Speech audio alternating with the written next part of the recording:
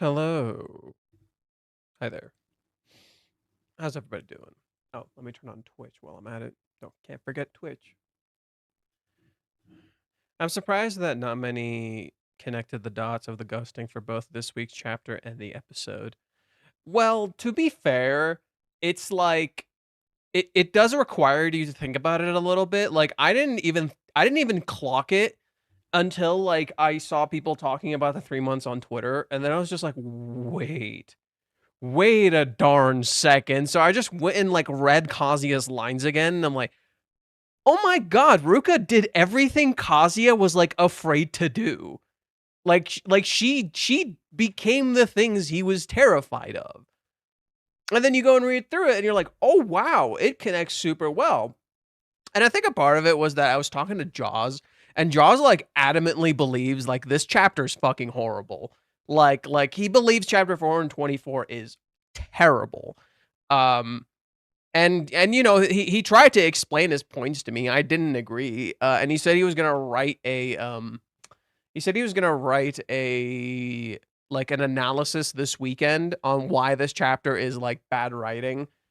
Um I disagree, of course. Like I am biased towards this manga, but I don't know. This to me it doesn't feel like it feels like Reishi's actually taking it seriously, especially considering Japanese fans on Manga Poke are actually starting to see this for what it is. Even Mute apparently changed his fucking tune. Where remember, if you guys remember when the Ruka incident first happened, Mute's original tune was just like, "Oh yeah, no, like well, no, you know, this isn't necessarily like sexual assault. This isn't actually bad. You know, it's more complicated and all that." And then he reads this chapter, he's like, I don't know, man. So to me, it feels like Reiji is intentionally like writing things in a very particular way that he knows will. How do I explain it? I feel like he is very much writing for kind of the Japanese audience and how they interact with media and see things, and he's essentially luring them into a false sense of security while at the same time actively challenging them. It like I think we talked about this before. The whole Ruka chapters feel like they're almost like challenging you to look past the eroticism. It's challenging you to look past that shit. Did I cook on Discord or didn't I? You mean the thing you sent me or something else? What did you say on Discord? I don't remember. I'm sorry. What did you say on Discord? I don't remember. Um I realized something that's been going on in the narrative. So obviously we're in the separation phase of the story, and we're eagerly waiting for them to reunite, whether it'd be before or on July 11th. What's been going on lately is that Kazuya has been looking for answers for a way to convey his love to Chizuru. He's unaware that he's already done that several times. However, what he doesn't mention is that he and Chizuru are currently separated. So that begs the question, why don't they tell him to go see her? Minnie excluded. Well, no one else knows. No one else knows who would tell him to go see her, because he's asking these questions as if there's already the case that they aren't separated. The look that Nagomi gave during the birthday was the closest anyone suspected otherwise. You know, I'm actually looking at the Nagomi scene a little bit differently on Kazuya's birthday now. I think that's low-key an omen, not like. So initially, I was like so somewhat agreeing with Nagomi. Now looking back at it, I'm kind of thinking it might be an omen of like what's to come. In particular, I think Nagomi is gonna like very much lean hard into the Kazuya being incompetent. She's gonna treat him like shit again. Um, oh wait, did I misspell? Shoot, here, give me a sec. I think I misspelled something in the stream title. Oh, I knew it. I did misspell something.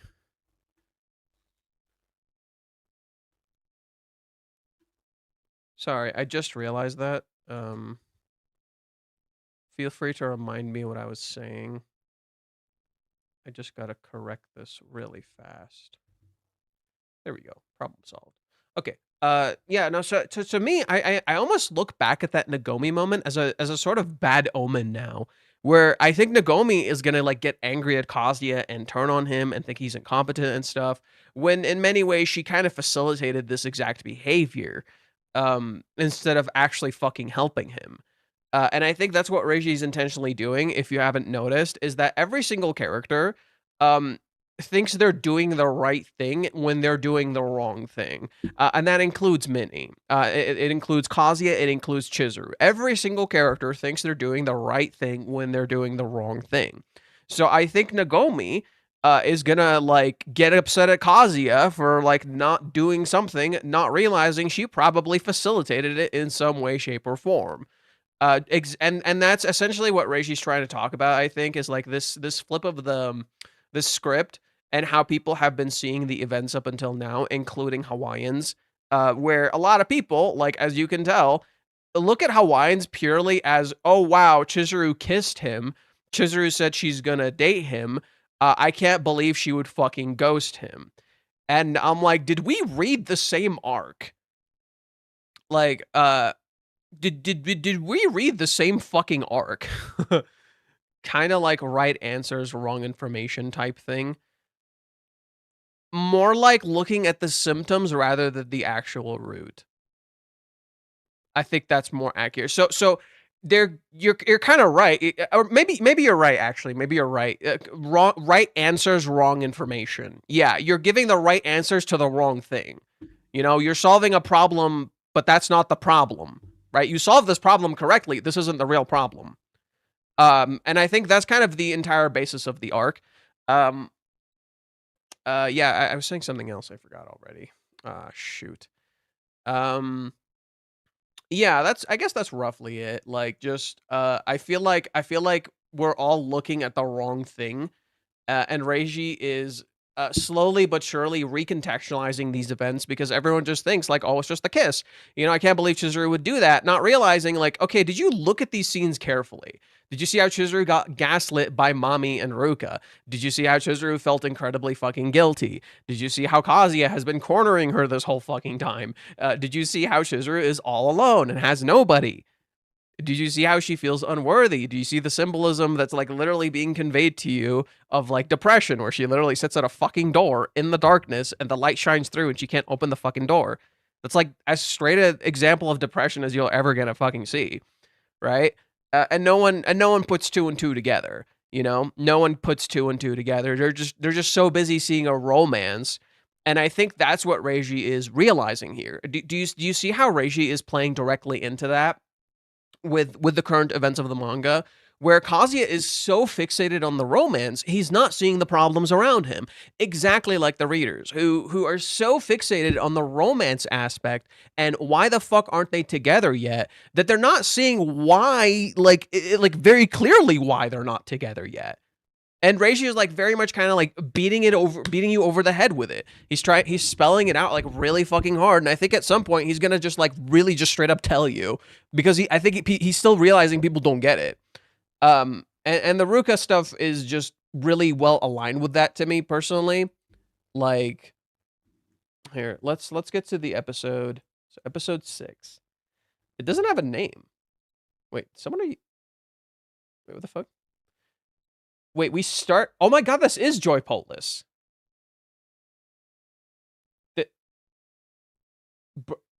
What the this is Joy Polis.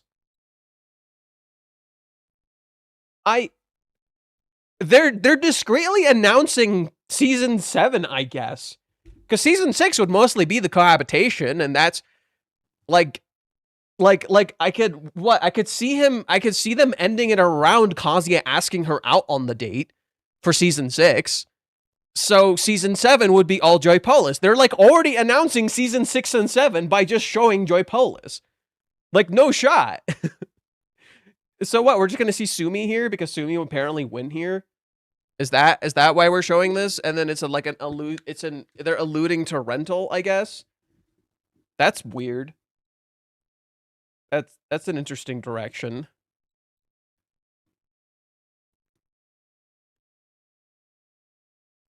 Just Sumi.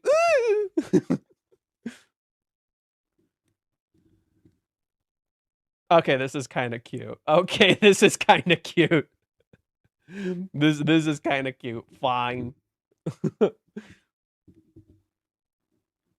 Tanoshikatta.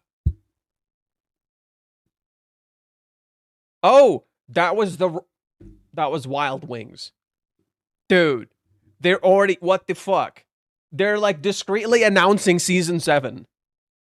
They're like discreetly announcing season 7. What the fuck?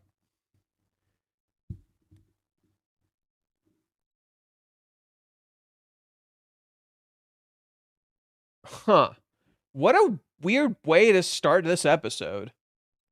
Like, I get it. The last thing you see is Sumi makes a kiss face because that's the whole focus is the kiss. So Kazuya goes to Chizuru because of the kiss. Oh my god, as a parallel to how Ruka went to Kazuya because he fell between her legs. Ruka went to Kazuya because of the illusion of sex. Kazuya went to Chizuru because of the actual kiss he experienced, and Kazuya thinks it's an illusion when it's not an illusion, it's very much real.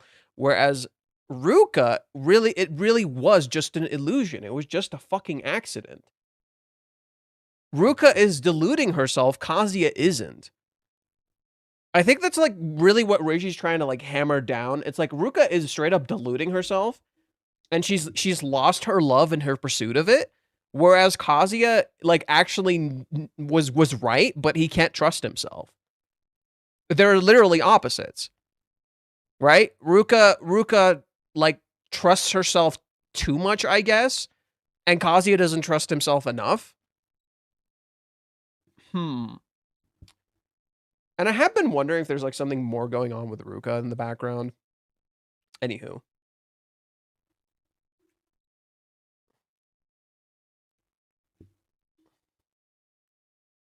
Okay.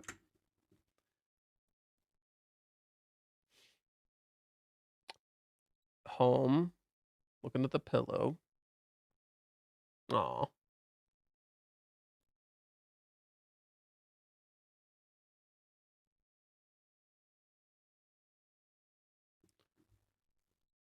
Yeah, this was remember who was here when this chapter came out?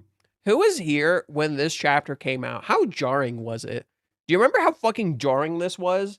Where we got back, and I think this is why they wanted to enjoy, not Joy Polos, Hawaiians with the last episode, because they wanted to recreate the same feeling, where you get back home and you're just like, the fuck? Right? You get back home and you're just like, the fuck? What about what? What about the ride home? What about all this? And it's just like all fucking with your perception. You know? The intro with Sumi's interesting. Like, besides the kiss face, I wonder why they showed it. You know? I'm curious, why the heck did they show the Sumi stuff in the very intro like that?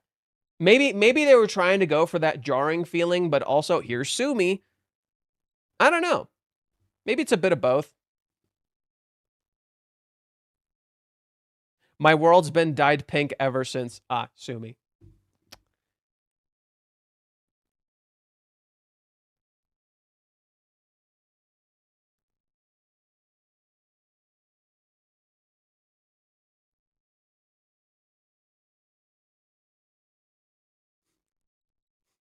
I love how he goes, kiss, kiss, kiss, kiss. He just keeps saying kiss.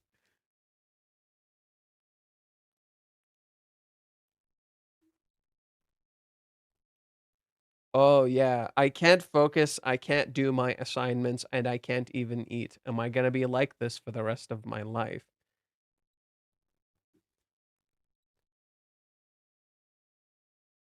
Wait, calm down. You also put her on the spot. Settle down. Think this through. Wow.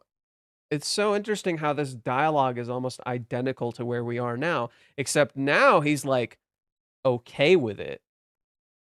Now he's like okay with it. You know, here he's just like, I can't do the things I want to do. You know, this sucks. Am I gonna be like this forever? I hate this. Um, but then now in the manga, he's just like, oh no, I want to be like this forever. You're just like, wait, Kazuya, wait.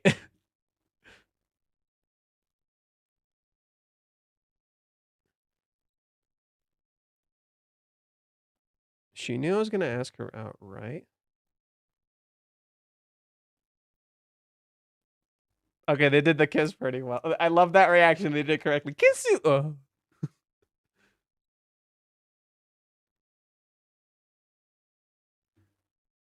That's like giving me the green light. Oh my god, dude. It's lining up perfectly with the current events. Didn't we say the kiss was literally giving him the green fucking light? And then now it looks like she's not giving him the green light. And you're just like, what's going on? Oh no. It's literally fucking with your perception of what's happening. Your perception of reality and what's going on is all fucky wucky. Because here, Kazuya interprets the kiss as a green light. So when he gets another kiss later, and it's an obvious green fucking light, he can't trust it. He got burned here. He can't fucking trust it. He got burned here, right? Last time he thought it was a green light, he got ghosted for 3 months. So he can't fucking trust it anymore.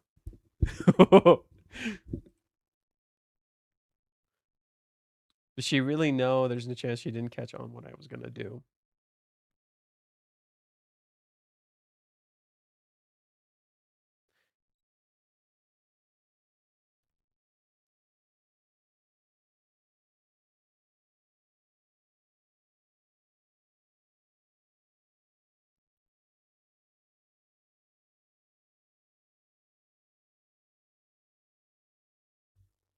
Isn't it really interesting that he's like thinking about all this?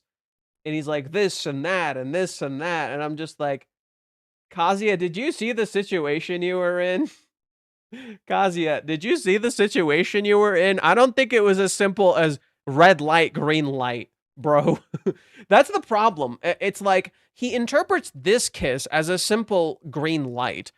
It's not. It really fucking isn't. Yes, a part of it is, but he needs to look at the bigger picture. It's like, what was going on, dude? Right? You were getting cooked by your family. Things were fucking happening. You know, she was fucking protecting you. Yes, she cares about you, but have you considered maybe she's as confused as you are? Nope. Is it a green light or a red light? I think that's why the dialogue here is very intentional. Kazuya being confused on what's going on with Chizuru is the point. The dialogue here feeling redundant is the point. Because you're literally asking the wrong questions.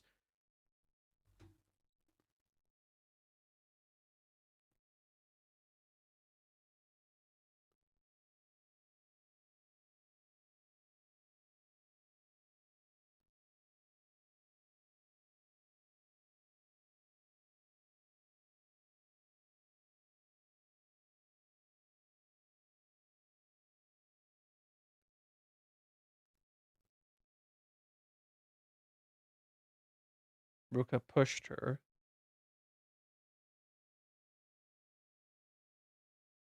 You deserve to feel at least 1% of the pain that you put me through. Have you considered the pain you put her through, Ruka? Have you? For a fucking second? Do you see how Ruka never changed? Do you see how Ruka never changed? This is literally what I was saying earlier. People made a very core mistake about Hawaiians thinking the characters changed. No, they became afraid of change. That's how they changed. They changed in becoming afraid of change. And people just don't seem to clock it. Like, Ruka is like saying, oh, have you considered the pain you put me through, not considering the pain she put her through? And Chizuru feels guilty about that.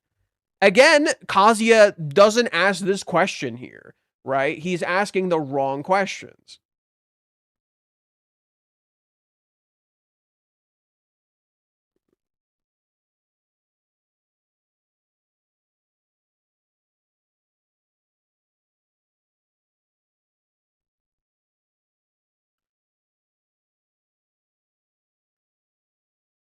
Yeah, like this is a good example of this scene where Kazuya is trying to take like blame for this, and Ruka's getting mad and getting upset instead of, hey yo, the girl you like is getting fucking cooked, dude.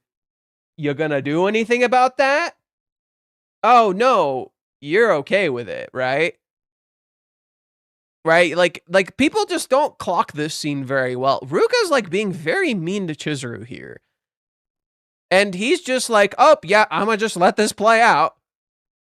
And it's not Kazuya simply being incompetent. He's literally in Delulu land. Kazuya is kind of like somewhere else, and all he can do is take blames for things, not actually address real issues.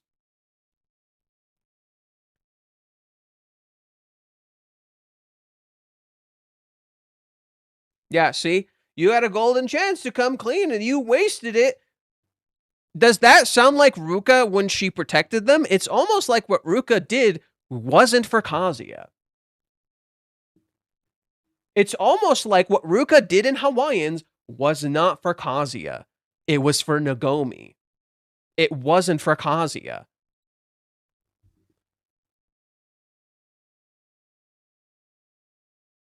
Right? They're just like, did you notice that? They're so busy arguing with each other, right? These two numbnuts are so fucking busy arguing with each other that they kind of just threw her to the shadows, just kind of ignored her. She literally didn't matter. Right? Nobody seems to notice this. They're so busy fighting with each other that they don't see her at all. Almost like Kazuya starts doing exactly what his family did to Chizuru. Right? In that same way, almost like he starts doing what Chizuru maybe unintentionally did with Mami, where Chizuru was so busy trying to stop Mami that she unintentionally didn't see Kazuya. You could say that's maybe what happened with Chizuru, where, yeah, like she unintentionally hurt him when trying so hard to focus on Mami.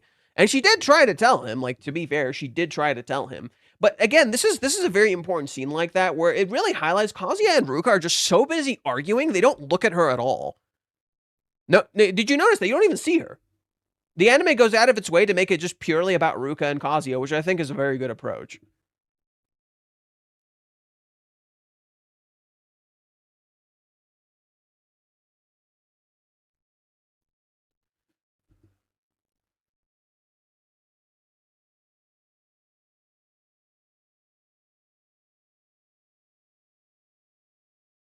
How could she stay calm after all that happened? Maybe she isn't. Does she have ice in her veins or something? Maybe she isn't calm, Kazuya.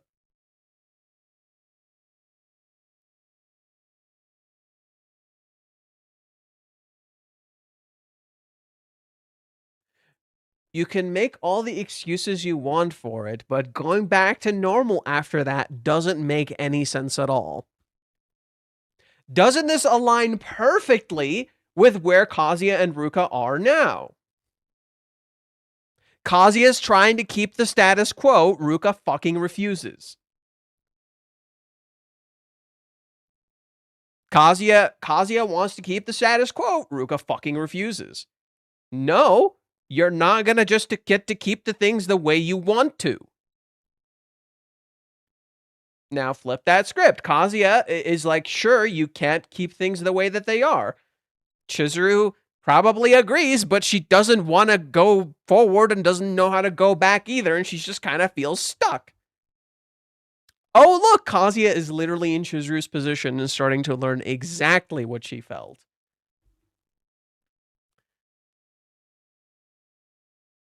I'm this close to going insane. It's not about logic or reason anymore.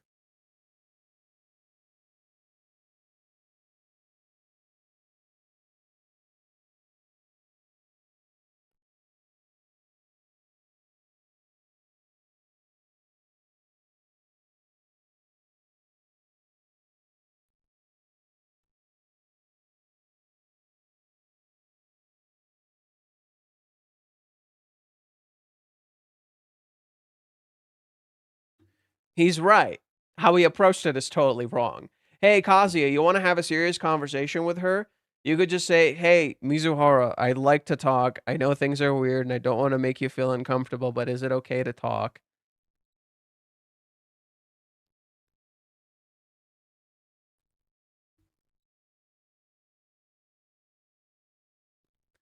And I think it's really important that Reiji and the anime goes out of its way to highlight that Kazuya knows her schedule.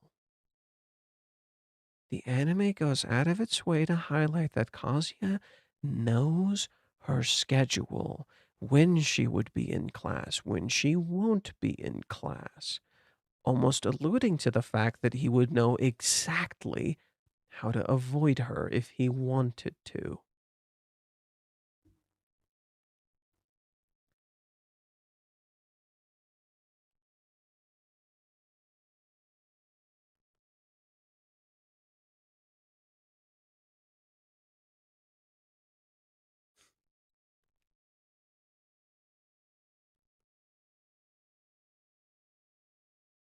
I like the lack of music.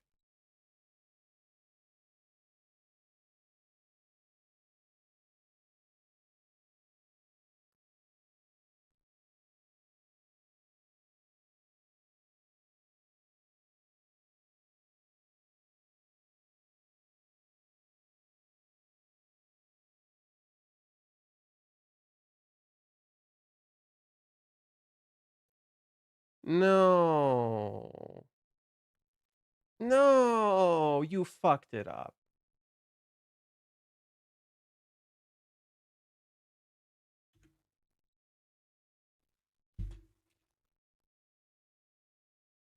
They fucked it up. They fucked it up. Okay, you want me to tell you how they fucked it up? I'm going to ask chat really quick for the people who are here. How do you think they fucked this scene up? There are actually multiple different ways. There are multiple different ways they fucked this scene up. A lot of them, in fact.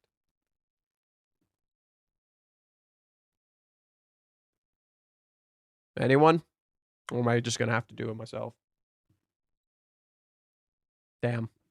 Chat leaving me hanging. I'm going to cry. Well, while you guys decide if you're going to say anything or not, I'll pull up the original and we can talk about it a little bit. It's not like it's not like straight up bad. It's just straight up missing like core elements that define this sequence. It's just missing very core elements that define this sequence. There's a lot. There's a lot that it's fucking up. The heart beating, no, that's perfectly fine. No, the heart beating is correct. The heart beating is there. That's right. No, that's not what they fucked up. Okay. The leitmotif, yes, that's one of them. Yes, the leitmotif is one of them. Correct. That's one thing. Okay. Well, I'll just open it at this point. It's fine. Okay, first off, they kind of try to go for like the shadow thing where yeah, like it looks like she's sitting in shadow. It's very much going for that. That's perfectly fine. What they do is remove certain elements. We mentioned the leitmotif. There's literally no light shining through. You know, there's literally no light shining through. In so doing, it fundamentally misunderstands the like it's there, but like it's missing some of the nuance. You know, it's there, but it's missing some of the nuance. I think the thing I personally don't like that they removed, is you'll notice right here, they removed the umbrella. They removed the umbrella. The wide shot too, I agree. I think it not being a wide shot and instead of panning shot is a bad fucking idea because the wide shot makes her look really small. I want you to notice how small Chizuru looks here. They kind of try to do it, you know, they still have her curling up and stuff, but it's just not the same. The visual representation of depression is literally not there. Now there's other things missing. The umbrella's missing, the flowers are missing, the incense is missing. It makes the room feel very barren and like there's nothing there. It's literally just her. And I know why. I know this is part of it is big time constraints. I mean, look at this shot. It does not look good. This looks really stiff. You know, it's very much trying to copy the manga, and it just looks really stiff. It doesn't feel like it's like, you know, actually drawn by Kana. And then when it does the close up, this is drawn by Kana, you know? But even then, the focus instead is on the heartbeat, not the leitmotifs, not anything. And I understand why, but I think it unintentionally ends up missing a lot of the visual symbolism of this scene. That the grief is not being highlighted to you. The overflowing love is not being highlighted to you. And of course, the umbrella, I think the most important part, is not being highlighted to you. The umbrella, not, I think if you could maybe not have this and not have this, fine, whatever. I think the umbrella was almost necessary. I personally believe the umbrella was almost necessary. I think it needed to be there. Because the umbrella is literally a visual symbolism of Chizuru, who has lost her protection. She is literally a rain woman without her umbrella, right? She sits next to her umbrella as a parallel. Literally, she's closed up. She's closed off. So I think that's kind of how they messed up the scene. It's not like straight up bad. Think like 7 out of 10 instead of like a 10 out of 10.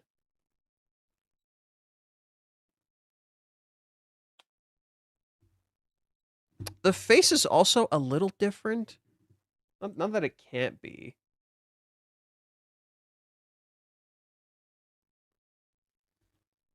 Something's different about the face. I can't, like, pin it down.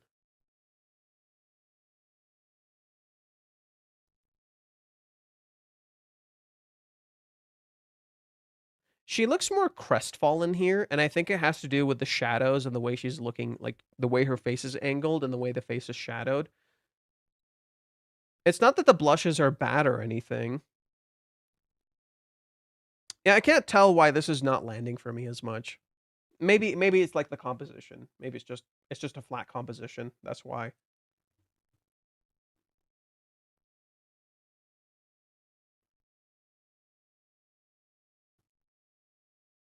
Oh, she made a sound. Yeah, I forgot.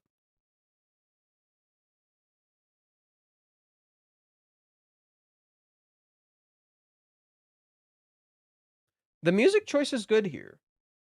I think the music choice is good here. That contemplative what the fuck music. I think that they actually use the music correctly here.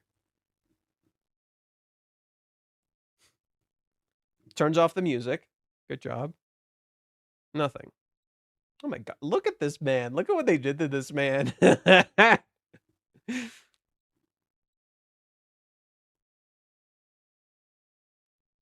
Why is she still not answering? I know I sensed her in there.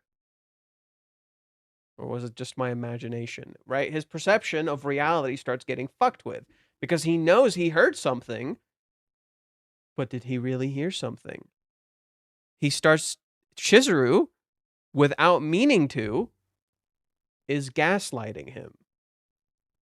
Chizuru, without meaning to, is gaslighting him. This was not her intent. She was not trying to do this. But she kinda did. And she didn't even realize it. Or maybe a part of her somewhat knew. You know, like maybe a part of her somewhat knew. She's just like, fuck, fuck, fuck. But she's too busy being scared to actually do something. I can't talk her through the opening that we repeated that one time.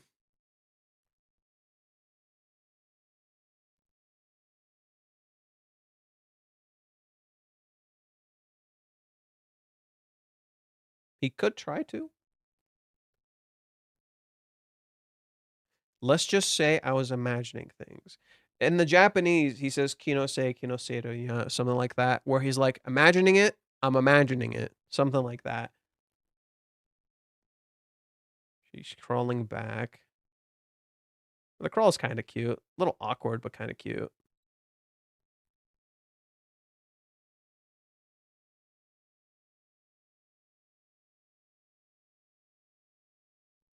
This looks like Kana's art. This looks like Kana's art. Again, the face is a little weird here. Why is the face weird here? Let me check.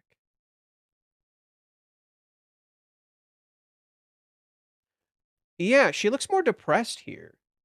So let me make sure you guys can... Yeah, she looks more depressed here.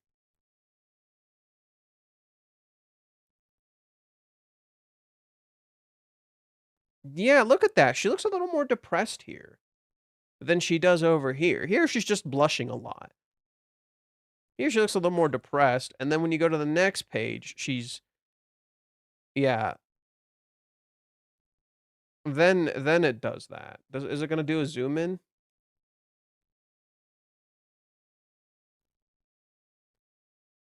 Oh, I like the messy hair.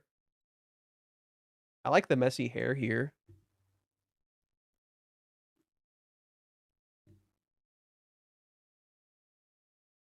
But again, something feels off about this. I don't know. I can't pin my finger on it. I don't know why it looks a little goofy or off a little bit.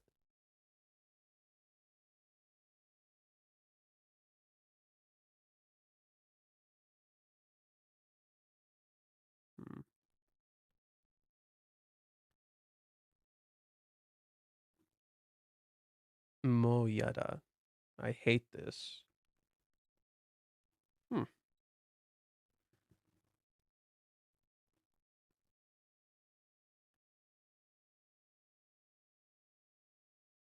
She sounds almost pouty.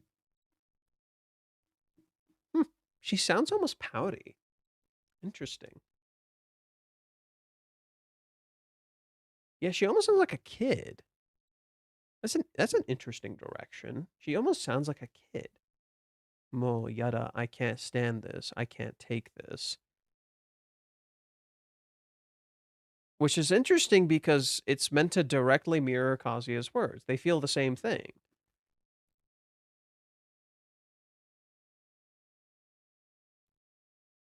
Again, did I really just imagine that, though? He's being gaslit.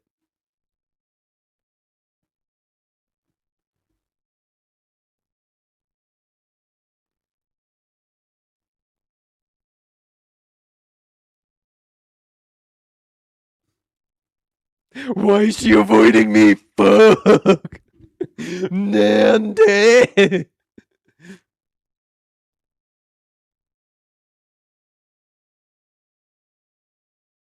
Did I do something to piss her off? Bro, you just saw Ruka. Bro, you saw Ruka 2 days... You had a flashback about this 2 seconds ago. What do you mean, did I do something wrong? Bro, you saw it 2 seconds ago. What part are we chat? Oh, got it. Yeah, there you go. She's totally mad at me. Right? He's so sure she's angry at him. He never even questions the real reason. And what's happening right now, it's the same thing. What's happening right now in the manga, same thing. But it makes you wonder, what if Chizuru was thinking this too when she told Minnie everything? Right? So I'm talking about when Chizuru said she would do her play. What if this is literally what Chizuru's thinking? He's totally mad at me when he called. And he's not mad.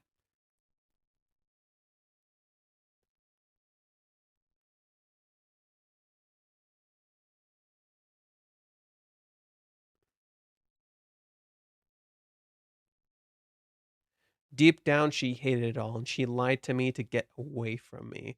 Right? Reiji, so this dialogue's really important. It's literally Reiji slowly... So everyone's like, oh my god, this is a waste of time. No, Reiji's literally showing you how Kazuya slowly but surely starts convincing himself. Look at where he's doing this. He's doing this under the blanket. Where is Kazuya doing this? Under the blanket. He's hiding from reality. Rather than confront the reality, he hides under his blanket. He's so sure it's about him, he doesn't see everything else around him.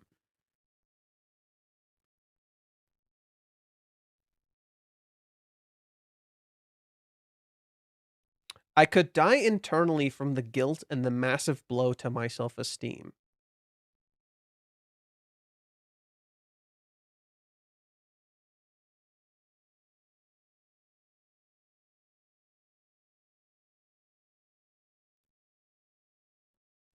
Even if I know I'm being a bother, I am in no state to give up right now or anymore. Okay. Bro, this is literally Ruka. This is literally Ruka. Even if I'm being a bother, even if I'm causing problems, I can't give up anymore.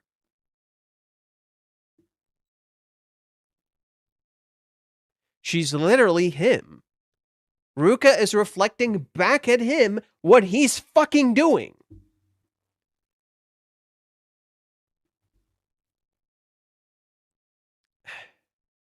This is gonna sound twisted. And feel free to dislike this with every fiber of your being. On one hand, what happened with Kazuya with Ruka is sexual assault. On the other, she's literally doing to him what he's low-key unintentionally been doing to Chizuru without meaning to. In particular, while Ruka does it to him physically, while Ruka physically does to him what he's been doing to Chizuru, he emotionally does these things to Chizuru. What do I mean by this? He refuses to fucking give up on her. He literally like clings on to her emotionally. She's literally emotionally attached and can't let go and can't figure herself out because he literally he won't physically initiate anything. Ruka is like an inverse of Kazuya. Kazuya refuses to physically initiate anything with Chizuru, whereas Ruka is the opposite. She's constantly physically engaging with him. Ruka physically forces him into the relationship. Right? Ruka physically forces him into the relationship. Kazuya, because he doesn't do anything physical, keeps Chizuru in that limbo. In contrast, you can apply this to Chizuru in some way too, where for Chizuru, Chizuru doesn't do anything, which ironically ends up hurting him. Right? Even when living together, Chizuru choosing not to do something ironically ends up hurting him. Right? And I think she realizes that when he's leaving. I think Chizuru realizes that when he's leaving, which is why she kisses him. She's like, okay, he's not going to initiate anything physically. I have to.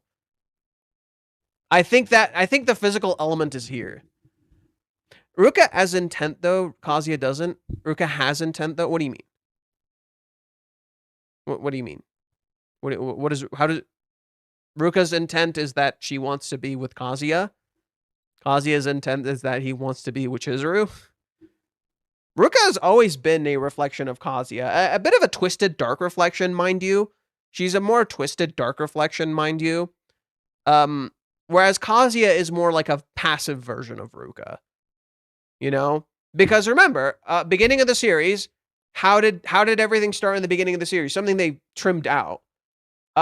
Chapter 2, Kazuya blackmails Chizuru to go meet his grandma again. How did Kazuya's relationship with Ruka start? Ruka blackmails him into a relationship. Yet everybody gives Ruka shit for it, and nobody gives Kazuya shit for it. Right? Because we see Kazuya has more natural intent, and, you know, we go past that point. We don't do that shit anymore. You know? He clearly cares. Whereas with Ruka, she's kind of like a dark reflection. Where... ironically, we don't judge her for certain things, but then we judge her for other things.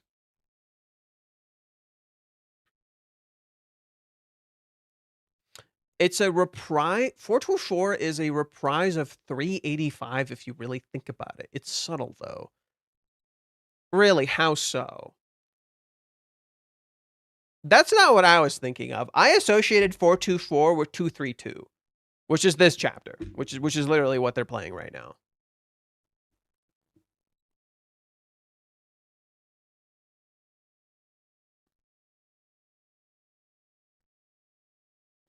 Keep it natural. Hey, some yoga pamphlet addressed to you got delivered to me instead. Should I slip it through your mail slot?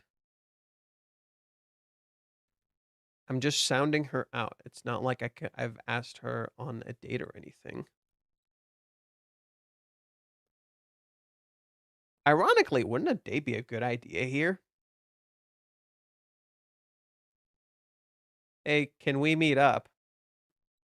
Wouldn't that actually be a good idea here?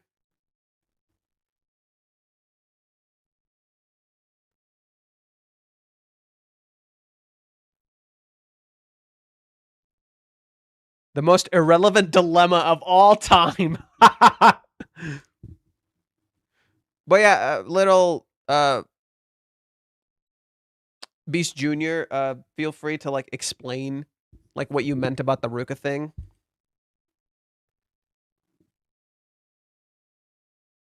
What if she thinks I'm pushing my luck? It's much harder to do this for idle talk.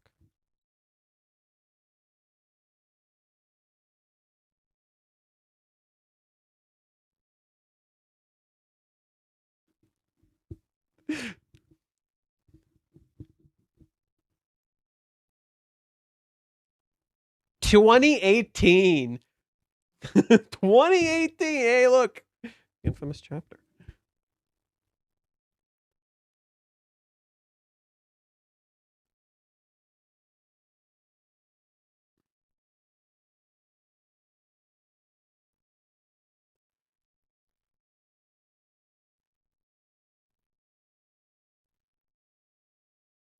Oh, the red being left on red.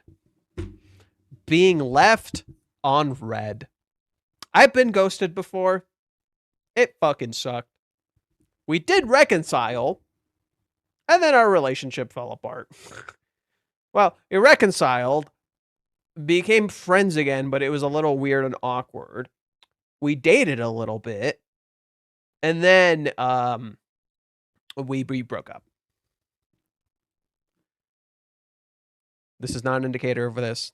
I do have to clarify that. This is not an indicator of this. That relationship was not healthy.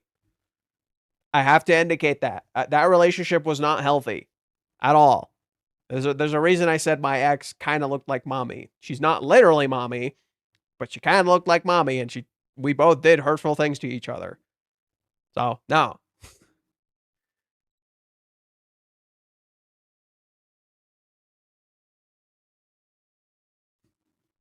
Okay, this shot is good. This shot is pretty good.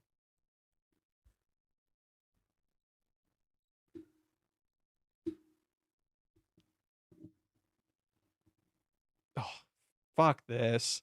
Oh, they're doing such a good job. Fuck this. No, they're doing such a good job. Fuck this. Oh, this feels awful. I can feel the ghosting.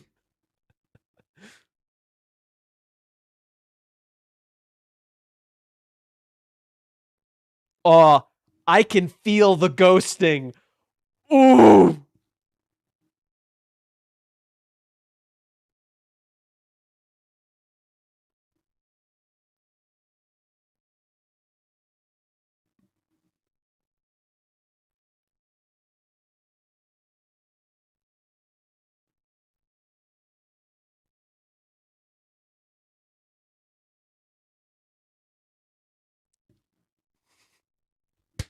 Oh, oh, this hurts. It's so funny. It hurts.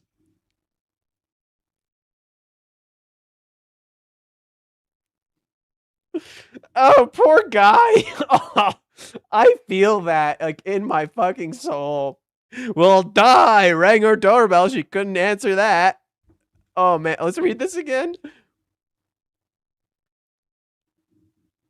I guess she's really busy. Play rehearsals, maybe. She might have a backlog of class assignments. Will die. I rang her doorbell and she couldn't even answer that.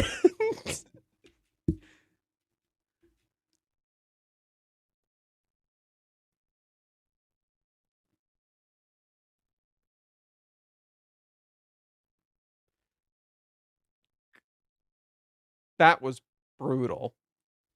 The voice acting was immaculate.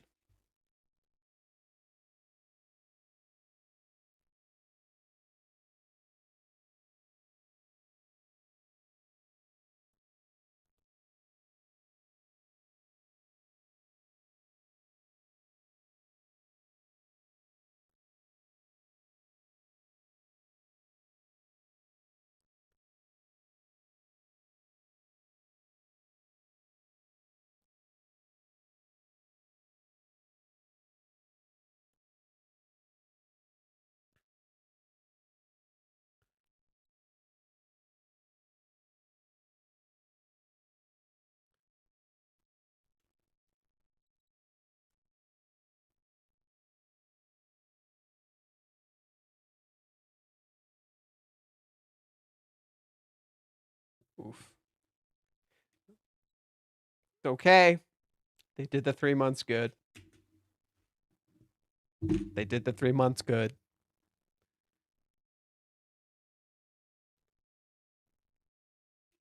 That's my master. She fucking yeah. Look at Minnie. Minnie's back. That's my master. He looks like a shit show girl. Did you look at him for like a second?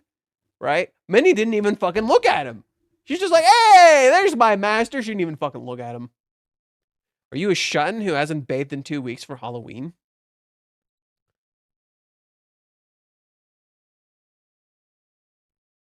Oh wow, she actually tried talking.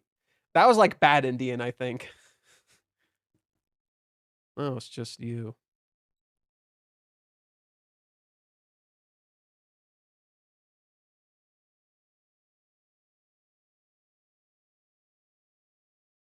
Your face is as red as the Red Fort. Huh. I think that's intentional. Wait, okay, so wait, let's look this up. Let's look this up. I'm curious. What is the Red Fort? India Red Fort. Wait, I'm really curious.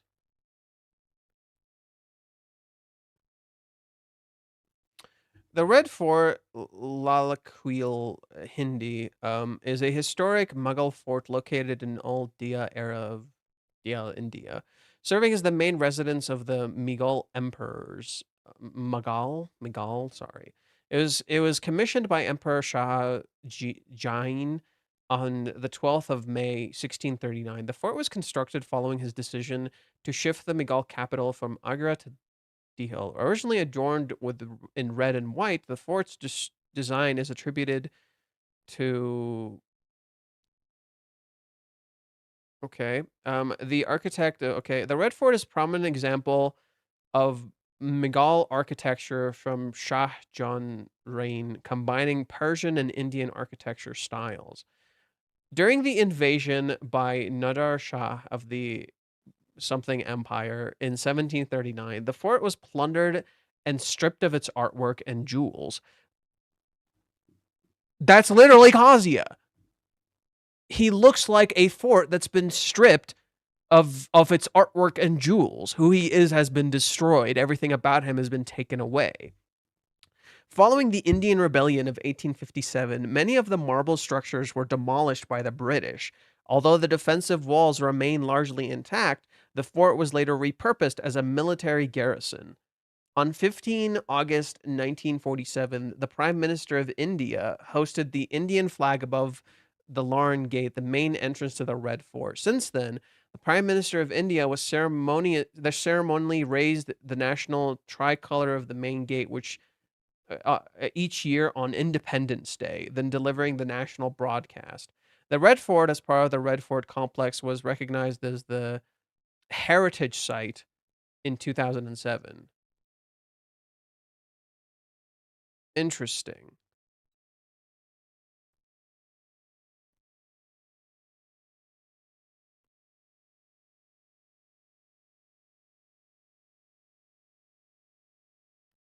It's a military containment. A significant portion of the Red Fort remained under the control of the Indian Army until the 22nd of December 2003, when it was transferred to the Survey of India for restoration conservation. 2009, okay. Several museums and galleries have been added to the Red Fort complex. 4 of these museums, inaugurated in 2018, are housed in the colonial era barracks within the complex. Wow, okay. This is really interesting.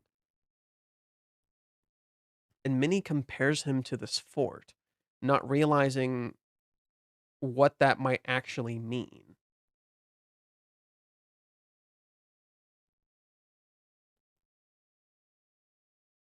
Not realizing he's literally fortifying himself. Or he's been fortified against. No, he's literally fortifying himself. Okay. Interesting.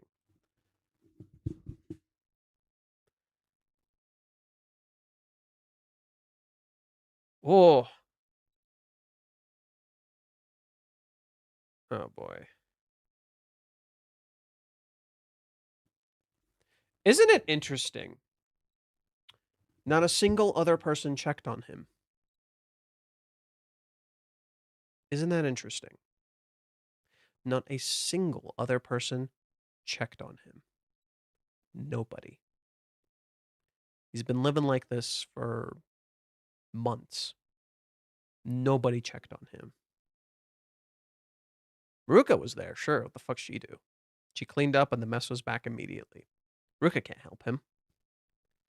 Nobody checked on him. I think that's really interesting. Everybody was so busy with their own problems and nobody saw him at all.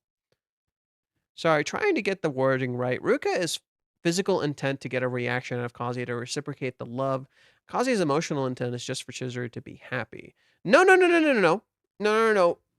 Kazuya's emotional intent is for Chizuru to reciprocate his love.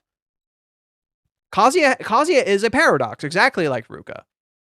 Kazuya is a paradox, exactly like Ruka. Kazuya's emotional intent is for Chizuru to reciprocate his love. That's literally the entire foundational basis. That's every single thing he's done is so Chizuru would reciprocate his love. Everything. Right? Yeah, a part of him wants her to be happy, but he's like lost that part. He needs to find it again.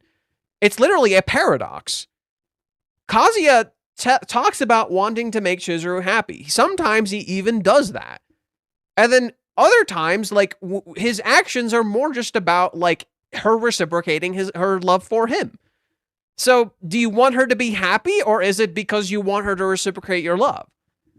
Do you see what I mean? It literally shackles Chizuru to Kazuya emotionally, right? Whereas Ruka physically shackles Kazuya to her. They're inverted parallels. I think that's in part why some of the things that are happening to Kazuya are somewhat jokey. Not simply because Kazuya is a joking character, but because like what's happening to him is a mirror to what he himself has been doing. And we talked about this in an earlier stream where when we were dissecting the manga, Kazuya is literally like, we're saying like Kazuya has become a monster, where he's like essentially enthralling the people around him. He's the werewolf, and he doesn't realize it.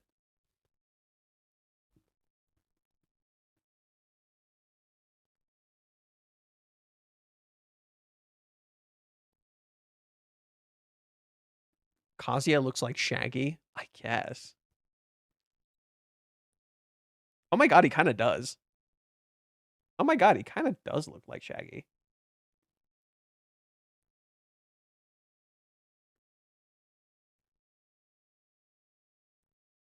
I love him because he never forgets to feed me at least. Aww. Aww. Look at the good thing here, right? Look at the good thing here. At least he never forgets to feed me. Going through hell, and he still feeds his fish. There is still kindness in there, no matter how small. I was gonna look up something. Oh my god. Okay, hold on, gang. You know what this reminded me of? This is gonna be so fucking dumb. Hold on, gang. I'm gonna show you something. This reminded me of this.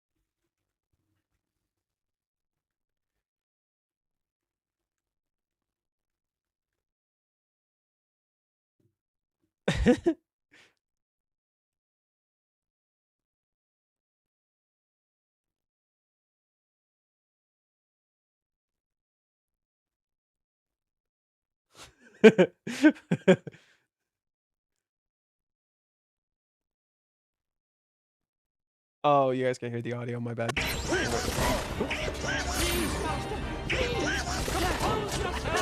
Please, master, please compose yourself. Literally what I was fucking thinking of. Please, master, please compose yourself. That's literally what came to mind.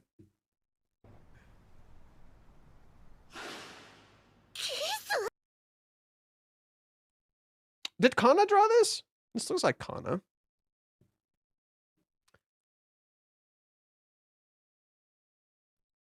I'll read it again. It just feels forceful more to me with Ruka. Well, yes, it is more forceful with Ruka, but that's the thing about Kazuya. You can't tell it's forceful. You can't tell he's being forceful because he can't tell. That's kind of why it's so effective with Kazuya. You can't tell it's forceful because you don't think it is. You think a part of us believes what Kazuya is doing is somewhat justified because he's been hurt. So him wanting an answer feels right. You know, Chizuru hurt him. But there comes a point where what Kazuya is doing is so fixated on this aspect of love that in not doing anything, he is being forceful because he's making Chizuru do more and more and more and more and more. Whereas Ruka is literally doing more and more and more to him. That's what I mean. Kazuya is unintentionally being very forceful. He doesn't mean to, right? Ruka is literally being forceful as a dark reflection.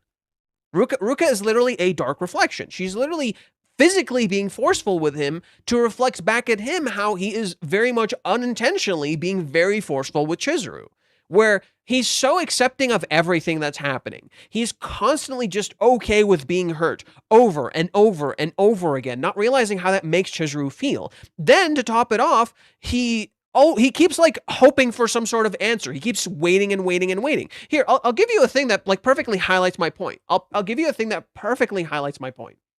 It's the chapter where Minnie and Chizuru are talking. What Chizuru says to Minnie perfectly highlights my point.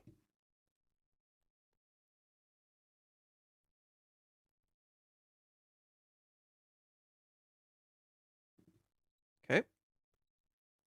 After this, we'll continue the episode in earnest. Okay. Chizuru's talking to Minnie. She says, I promised him that I wasn't going to be vague. Despite that, I still didn't give him an answer in Odaiba, but on the way home, he told me that he'd wait anyway. I just don't know what to do anymore. I couldn't give him an answer. I tried to end things, and he said he would wait anyway. I don't know what to do anymore. I'm lost. She feels trapped. Okay? What did I say about Ruka, right?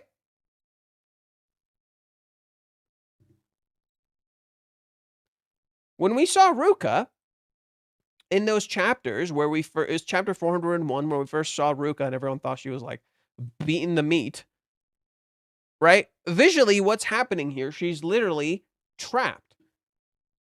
She's literally visually trapped. She's in the bed. Her phone is right next to her. Is this starting to look familiar? She thinks of Kazuya.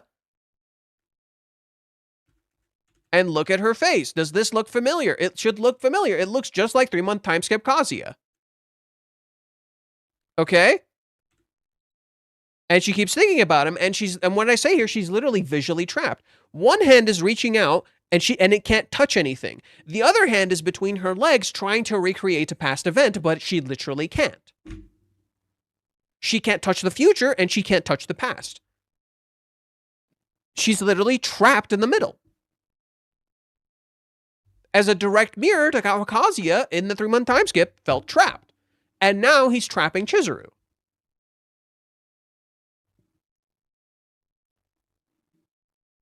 Yeah, this looks like Kana. Or at the very least, it's just decently drawn. One thing I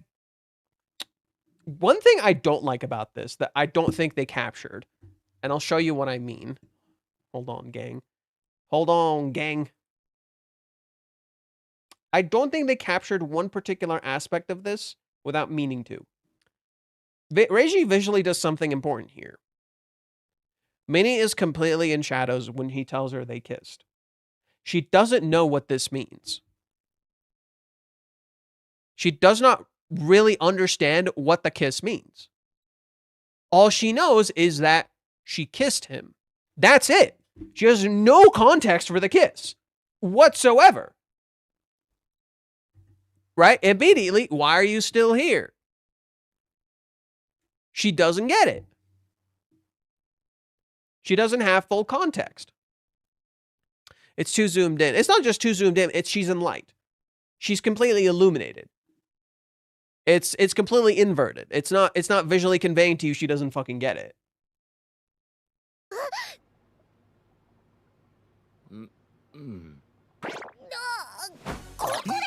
Now, what are you doing here? Why aren't you buried in her bosom? Oh, wait. Audio's on. The kiss was an I love you. Is this starting to sound familiar, gang? That kiss was an I love you. So when Minnie tells him the current kiss also means I love you, he doesn't believe her. When she tells him the current kiss means I love you, he doesn't fucking believe her.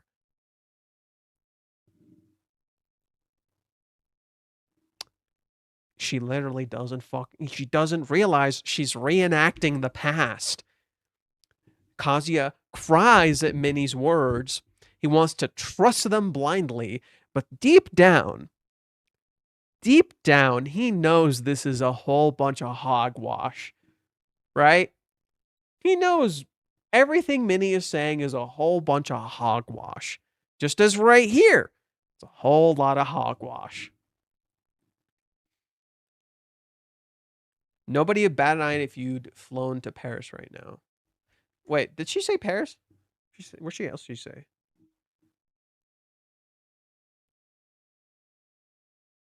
She said Hokkaido. She didn't say Paris. She said Hokkaido. Why didn't they just translate Hokkaido? I was wondering, because in the manga, she said Hokkaido. And she literally says Hokkaido here. She doesn't say Paris. Why the fuck did they translate it as Paris? Just say Hokkaido. You don't need to localize that.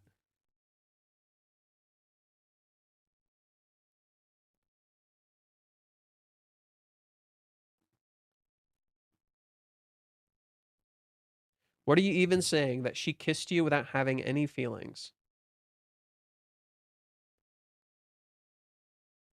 Are you okay with her being a slut who uses a kiss to get a jail-free card?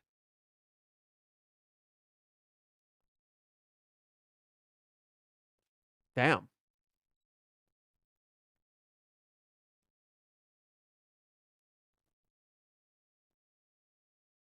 Huh. Wait. Oh, no.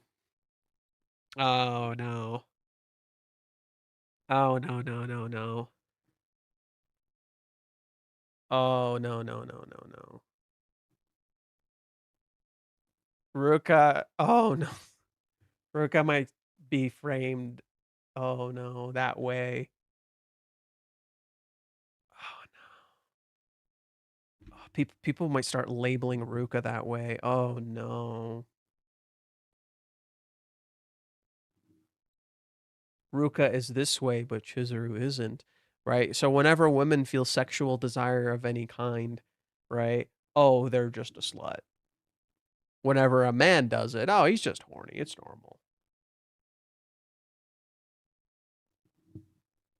I don't think Minnie realizes what that means. It shows her naivety. And it's ironic she says that particular set of wording because Chizuru probably looks at herself that way because of what Mommy said. Mommy called her a back alley whore. So Minnie doesn't realize how her words might be incredibly accurate. That Chizuru might think she's just a stupid, horny freak. Because of the shit Mommy and Ruka said to her. Ironic then that Ruka starts getting super horny and just kissing Kazuya away without a care in the world. There's no way she doesn't feel anything for you. We've reached a point where not asking her out would be insulting. You're making a mockery of Mizuhara-san.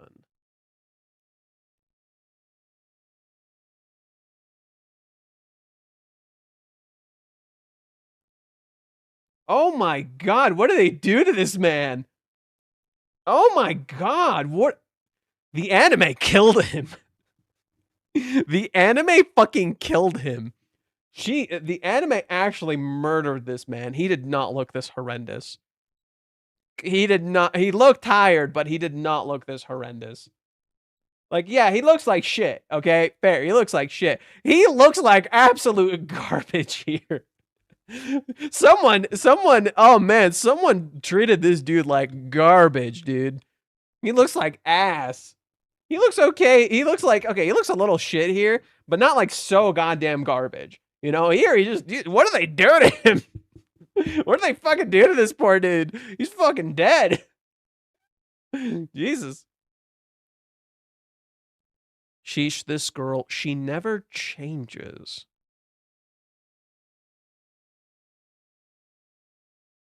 Interesting choice of words. She never changes.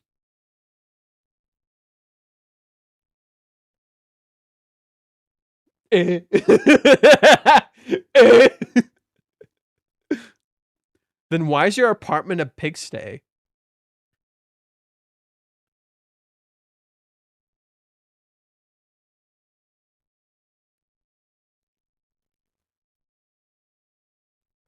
I even tried renting her out, but I keep getting told she's booked. She's clearly avoiding me. Why? Nonde? Okay, this is actually pretty good. This is funny as fuck. This is actually pretty good. The voice acting is immaculate.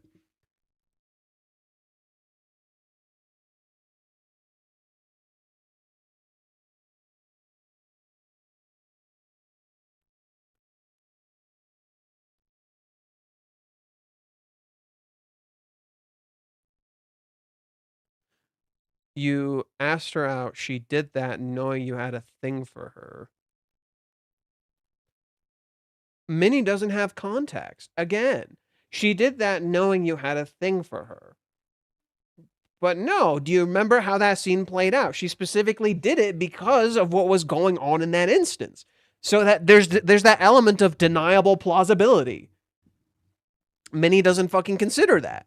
She could have put an end to it, but she couldn't control her feelings. No, that's she could have put an end to it, but she couldn't control her feelings. You don't realize how accurate that is. But not to the kiss, but to the ghosting. And now we're reenacting this again. Chizuru can't control her feelings, so what is she trying to do? She's trying to control her fucking feelings. She kissed him, her heart beat like fucking crazy. She's trying to control her feelings again. Reiji's straight up like, you know, everybody keeps telling Reiji, oh, you're just looping, dude. You're just looping. So Reiji's just like, oh, so you think I'm looping? Do ya? Okay, then. Loops.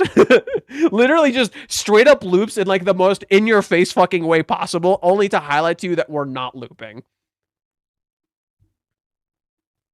Even the fact that you were a rental girlfriend and client is wind in your sails. It's playing Minnie's theme. Then why'd she ghost me for 3 months? I don't know! What the fuck?!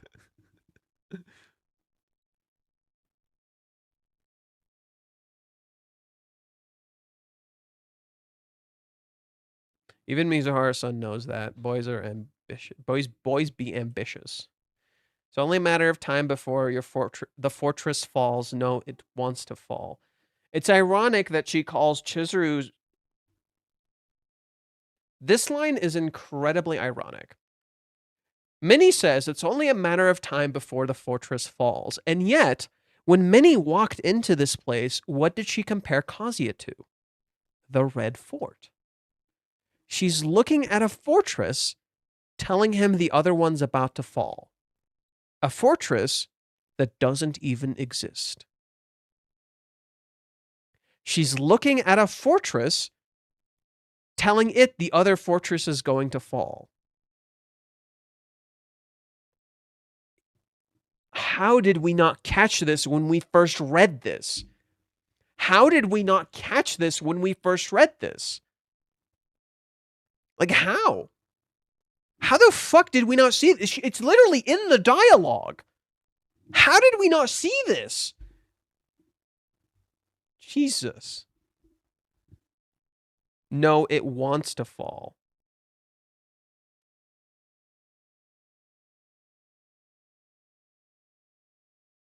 It's ironic, she says. Chizur's fortress wants to fall, not realizing there's a fortress right in front of her that doesn't want to crumble.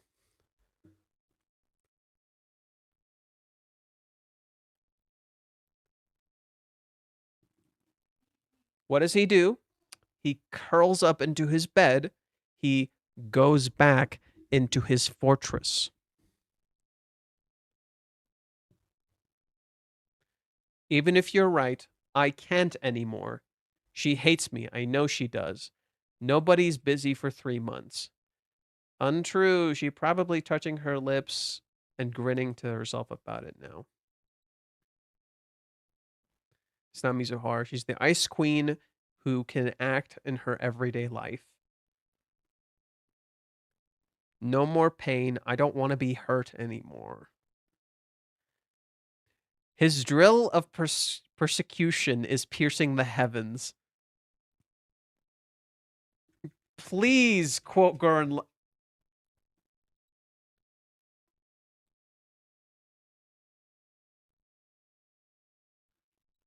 His drill of persecution is piercing the heavens. Okay. But they don't reference Gurren Lagann straight up. Damn it. Oh well. She's looking at the carrot. Boys and girls, she's looking at the carrot. And everyone's going to be like, what's she going to do with the carrot? What's she going to do with that carrot? Bro, chill the fuck out. She's just making curry.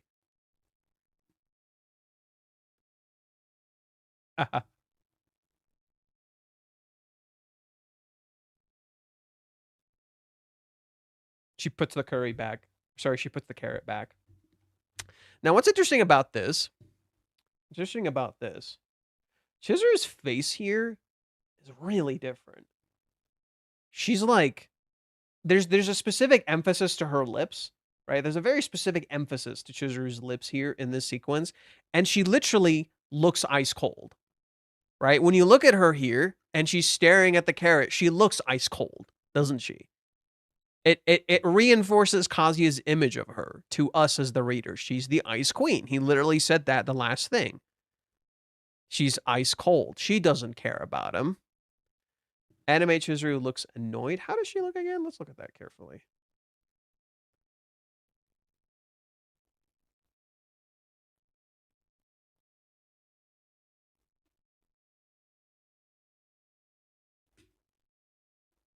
They do emphasize the lips again, which is good. No, she doesn't look annoyed. No, she doesn't look annoyed. Yeah. No, she doesn't look annoyed. Or no, I actually don't know where you got that. But here she looks ice cold. Her eyes, I mean? No. She doesn't. You can check the full pic on my post. What post? What post?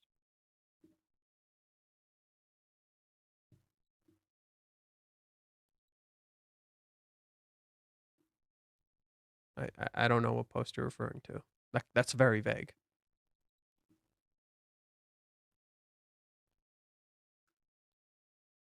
And if she does like look annoyed, it's more of a drawing error than anything. Oh, they don't do the cute shit. Look at this cute shit. Look at her be fucking stupid and put it back. Look at this stupid dum-dum. I love her. Look at this stupid dum-dum put the carrot back. Look at her fucking blushing. She's like, fuck. I'm over here dazing off. It literally contradicts visually what you're seeing, right? It visually contradicts what you're seeing. Where here, she looks ice cold and stone cold and very uncomfortable. And then you look at her here, she's a stupid fucking idiot. She's not ice cold at all. She's a stupid fucking idiot. She's not ice cold at all. It's adorable. And then here they have her, like, smiling. Yeah, it's not the same. Doesn't have the same impact. Okay, so I'm gonna assume the post is on, like, Reddit, which wouldn't be shocking. Who are we kidding? Reddit. Let's move this here because I don't want anything weird to pop up. How to destroy a character. If you think Reiji destroyed her character, you have not been paying attention because Rick has been doing this the whole time. Which is really funny that people say Ruka's character's been destroyed, because didn't they literally say the same thing about Chizuru? Hey, look, Ruka isn't your ideal waifu anymore. Wake the fuck up. Ruka isn't an ideal waifu anymore. Wake the fuck up.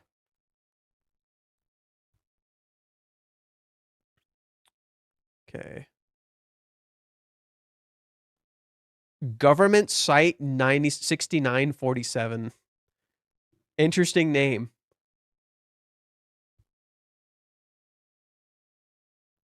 Where is it here? Oh, well, spoilers. Now I know where the episode's gonna end. It's gonna end right after. How long is Chizuru's bed? Bro, it's called bad drawing errors. Relax. It's called drawing errors. Relax. My dude, it's called a drawing error. I'm gonna need you to relax. Okay, I can't find it. If you want to send it to me, but I don't know where the fuck it is. If you want me to, like, look closer at her face, sure, but I don't know. Never mind, I'll make hot pot. She put it away. Oh my god, they're doing this again. Oh my god, they're doing this again. It's over. No matter what Yamori says, I have no faith. If I can't even rent her out, that means she doesn't even want to talk to me. No. Have you considered why she would say no to rental, you damn fool? What else can I do? If after breaking the rules, asking her out, getting rejected, and being avoided, I rang her doorbell and still tried to approach her, I'd just be a stalker, wouldn't I? Well, you weren't well, hold on. Let's go through this. If after breaking the rules, both of you did it. Okay, so let's go through this. Let's go through this very carefully. Okay, I'm gonna move myself so we can talk about this and show you how nonsensical his thinking is. If after breaking the rules, okay, he broke the rules, you both did. Asking her out, you already asked her out before and she agreed. Getting rejected, were you rejected? You just think you were. Right? She didn't say no or anything. He just thought he was rejected. He wasn't. And being avoided. Fair enough. He was avoided. Right? Fair enough. He was being avoided here. And I rang the doorbell, she would think I'm a stalker. Well, no. Do you see how this, like, flips the script on Ruka? Right? Ruka broke the rules, asked him out, got rejected, was being avoided, and still she showed up at his fucking house.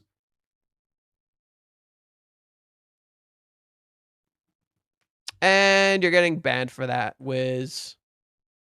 Temporary ban, but ban all the same. You call Chizuru a ruin maker again. I'm gonna put you on timeout for even longer. It's getting really old. You guys are, like, so fucking, like, just so fucking close-minded. It's annoying.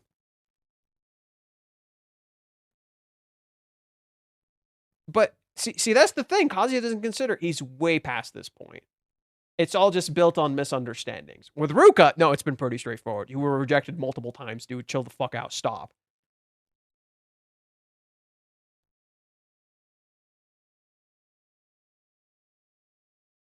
And it turns out they actually kissed, but they lost contact after that, so my friend has no idea what to do.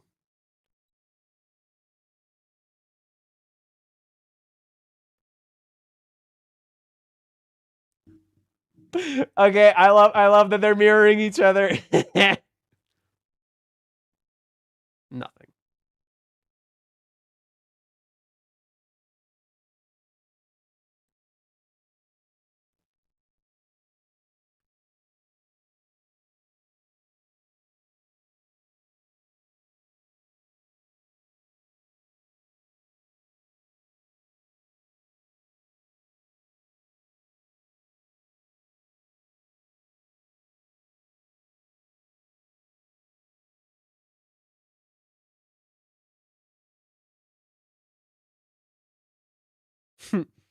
I didn't go anywhere. You're not getting away. I didn't go anywhere. Sorry.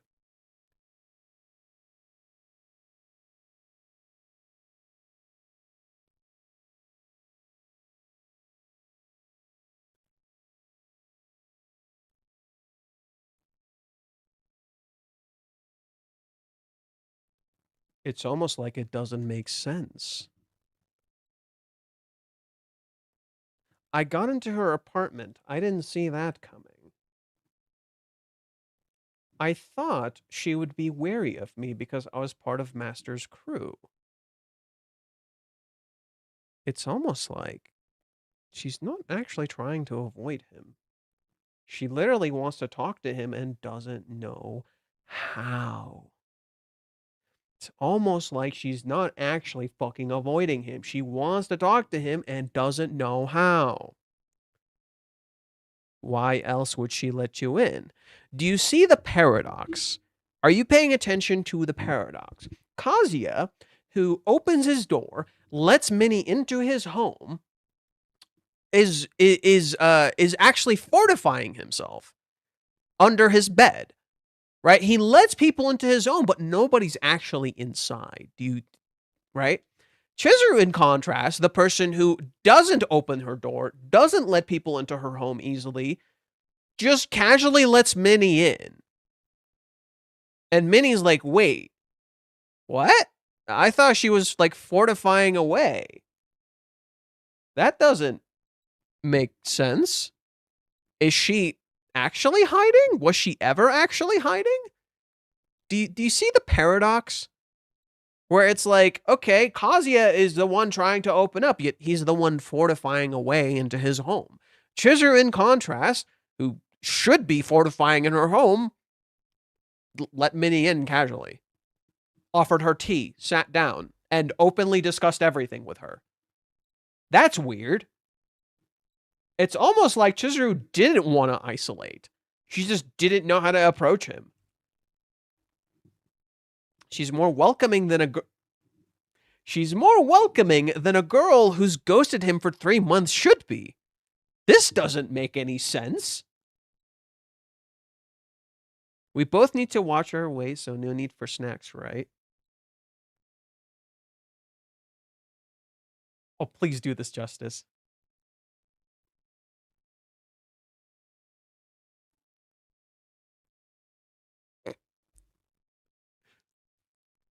I do think you two are friends, but I have no reason to give you the cold shoulder. Sounds like I can ask her a bunch of questions.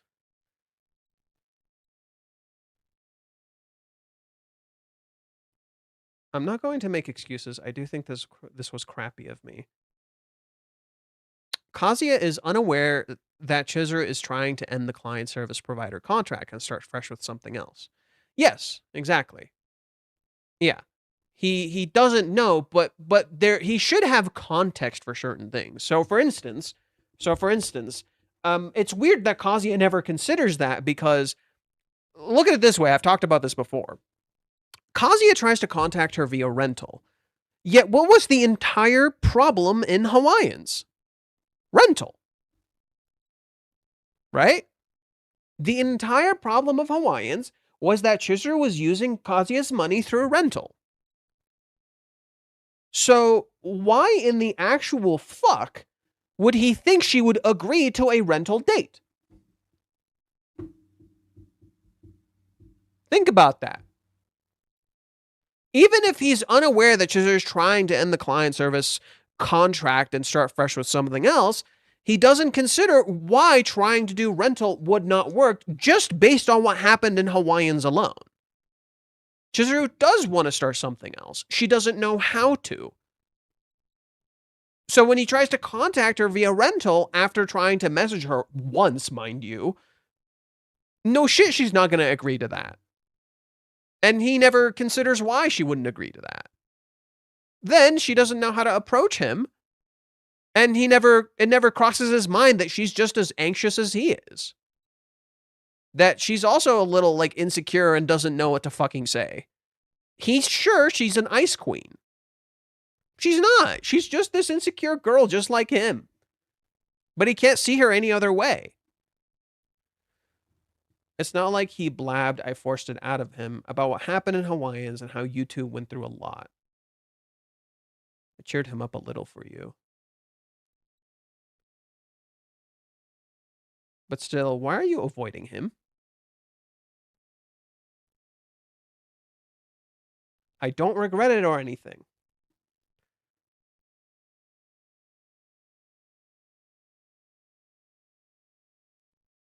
Okay, pay attention to her wording. That was way beyond the rental girlfriend thing. Okay? Pay very careful attention to her wording. Again, I want you to look at this from the perspective that Chizuru is a victim. She doesn't fully understand what to communicate she's going through because victims don't know what they're going through. Now listen to what mommy says to her.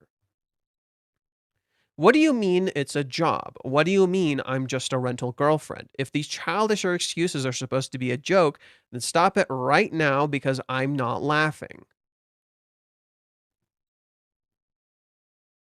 I went way beyond the rental girlfriend thing.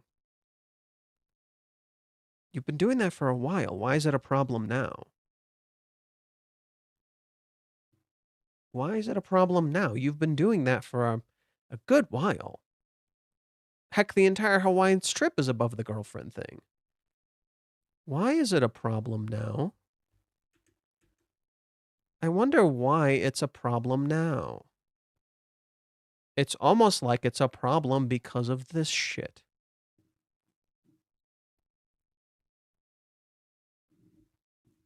And I know I was dishonest with his family.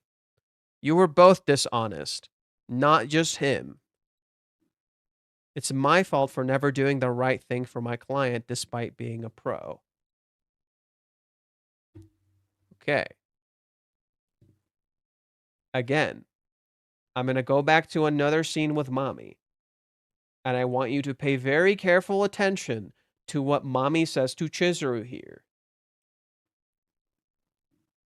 Pay very, very careful attention to what mommy says here and how it parallels the words Chizuru is speaking. So this is what it's done to you, day after day of constant lying. You and I seem to have very different views on the value of lies. Saying things like that is just going to end up breaking her heart in the future when she's talking to Nagomi. How did that turn out for your grandmother? And have you ever thought for a moment that your client might have an actual girlfriend waiting for him to come home? It's my fault for never doing the right thing for my client despite being a pro. Mommy made Kazuya into a client. Kazuya wasn't simply her client. He went way beyond the client. Mommy made him the client. Even if your lies seem to make people happy at that moment, when it all comes back around, they just make people miserable. You're a rental girlfriend, so maybe you can't help any of it, but in of itself, a lie is evil even from you. What did Chizuru do in the end? She lied. And now she believes her lies are evil. She has failed as a pro. She did not help him. She made everything worse. And her avoiding him proves that. Do you see the fallacy? It's the self-fulfilling prophecy. Chizuru created a self-fulfilling prophecy without realizing. Mommy convinced her of this issue here. So Chizuru creates a self-fulfilling... Okay, Am I back? Am I back? I think I'm back. I disconnected briefly. I was saying before, we literally talked about this before. There's literally a study about how when you hear negative things, they stick with your mind a lot more than positive things, right? You're more likely to forget the positive stuff and more easily cling to negative aspects. So everything Chizuru is saying here, right? Everything that you do, when it all comes back around, it just makes people miserable. And right now, what's Chizuru doing? She's making him miserable. It's a self-fulfilling prophecy. Mommy literally conditioned her she's a bad person, and Chizuru almost starts proving that to herself. This is very much connected to the line Chizuru says to Kazuya during when they meet up again. She's like, "What if you're in love with Chizuru Mizuhara?" That is what that is. It is Chizuru almost creating a self-fulfilling prophecy conditioned by her abuser that she's a bad person. So she tells Kazuya, "What if you're in love with Mizuhara?" Knowing full well this isn't probably true. But she's like, "Look, I'm a bad person. Look, I'm a bad person." This is how victims react and respond to trauma. Chizuru genuinely believes herself to be a bad person. And Kazuya only seems to see the good in her. And she's like, why do you see so much good in me? So what does Chizuru do now in the manga? She's like, I'll accept being a bad person if I can become a good person for him. Right? I'll try to be the good person for him. If it means I have to be a bad person, so be it. Right? Because he doesn't see any bad in her. It's literally a self-fulfilling prophecy. She's convinced she's a terrible person, exactly like him. She hates herself exactly like him. And he doesn't clock it because he doesn't love himself, so he can't see how she hates herself just like him. Right? Minnie knows it's bullshit. That's not an answer. That's not an answer. Why exactly are you avoiding Master? Minnie's approach is correct here. Ruka-chan. Right? So when people heard these things here at the time, they thought these were just excuses. A lot of people still believe a lot of what Chizuru is doing is excuses. It's not. None of what Chizuru is saying is an excuse. It's not an excuse. It's literally a self-fulfilling prophecy. She's convinced these things are real. They're not real. She's convinced they're real. It's literally learned helplessness. I really hurt Ruka-chan. Now, isn't this interesting? I really hurt Ruka-chan. That's why I'm avoiding him. Yet if you go back to the arc, who hurt who more? Go back to the arc. Pay careful attention. Who hurt who more? Ruka sure hurt Chizuru a whole fucking lot. And yet Chizuru's the one who feels bad for Ruka. Oh, look, it's the same exact thing as Mommy. Every single piece of dialogue that Chizuru speaks is literally misdirecting you away from the truth. It's an inversion of what was happening with Kazuya. Minnie talks to Kazuya, and she calls him the Red Fort. And she talks to him about the fortress falling and all these things, not realizing he's literally fortifying, right? She doesn't see that. You talk to Chizuru, and it's a flip of that. Chizuru is seemingly telling Minnie everything. It's her truth as a direct mirror to Kazuya, how he's perceiving the truth. Minnie is like, what Kazuya is saying is nonsense, right? Because this is how he's perceiving the truth, right? Here, Minnie hears what Chizuru is saying, and she just buys it, not realizing it's not an accurate representation of reality, right? Now, she calls her out on it, right? She's correct in the call out, but Minnie is not getting an accurate representation of reality. That Chizuru is doing, ironically, the same thing as Kazuya despite opening up, because it's a kind of form of self-deception that she's not even aware of. She's kind of like lying to herself, and she's not aware of it, because she feels so guilty. She hurt Ruka-chan. Ruka didn't fucking hurt her. Not even a little bit. Right? It's not like Ruka hurt Chizuru at all in the 3 months. Or sorry, in Hawaiians. No. It was all Chizuru. I was the one who got them together. If this is what's being wishy-washy led to, then I need to put a stop to it.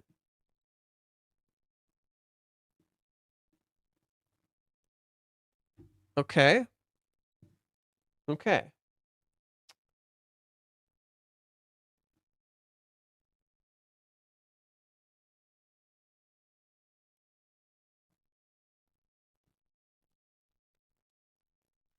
Chizuru says, I mean, it was for Grandma's sake. She seemed like she was really looking forward to it. Ruka get upset that Chizuru is lying, right? This scene is kind of an inverted mirror of what Ruka is currently doing to Kazuya now. Whereas Ruka physically assaults Kazuya, she emotionally assaults Chizuru with the idea that she physically had interactions with Kazuya. And what was Chizuru doing then? Lying just like him. What was Chizuru doing then? She was lying just like him. Ruka is a character, ironically, about truth. The entire basis of Ruka's character was founded on the idea that she sees that she essentially calls out the lies in front of us. What do I mean by this? Well, when Ruka shows up and she goes on the date between Kazuya, when she's with Curry and Chizuru is with Kazuya, you see how Ruka interacts with her customer, her client, and you see how Chizuru interacts with her client, and it's completely different. It's completely different. One feels very platonic, and one feels like very close. And so the mere existence of Ruka was calling out the bullshit. What is the first thing Ruka does? She literally tells Chizuru, hey, you guys, you're a rental girlfriend, aren't you? Immediately clocks it. Right? But it's intrusive. Right? Ruka sees lies very clearly because she's a rental girlfriend. But ironically, the way she shows truths, right, is a lie. Right? She lies in how she tells the truth, but she can see when others lie. It's literally basically a double standard hypocrisy of Ruka's character, where she's upset people are lying and then lies to them. Right? She's upset people lie to her and she lies to them for lying to her. If that sounds familiar, it should. That's mommy. If that sounds familiar, it should. That's mommy. And mommy is basically Ruka's end road. Mommy is where Ruka would inevitably end up if she kept going on this path. Right? That's essentially what mommy represents. Mommy is the end result of Ruka's path. And Ruka doesn't like it. But Ruka right now doesn't know how to change. So here, what does Ruka do? She tells her Kazuya and her had sex. And in particular, right, what does she say? If this is what being wishy-washy led to, then I need to stop it right now. I heard you, back then. You did it. You steered him my way. I don't want to hear any regrets. It's too late for that. The reason I'm Kazuya-san's girlfriend is because of you. If this is what being wishy-washy led to, then I need to put a stop to it. Do you see how that perfectly aligns with Ruka? She's convinced she hurt Ruka as Ruka was quite literally hurting her. Isn't that interesting? She's convinced she hurt Ruka when Ruka was hurting her. Also, I just noticed an error. Reggie didn't draw Reggie didn't draw these. She has normal legs here. How ironic. Right? Chizuru's convinced she hurt Ruka. Ruka's the one who hurt her. So she chose to distance herself. But it's so like her to be straight on it as an arrow. I want to see what Minnie looks like here when she says this. I'm really curious. I'm really curious what Minnie looks like here when she says this.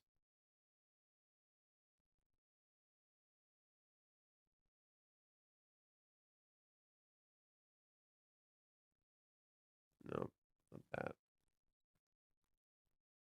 So that's why.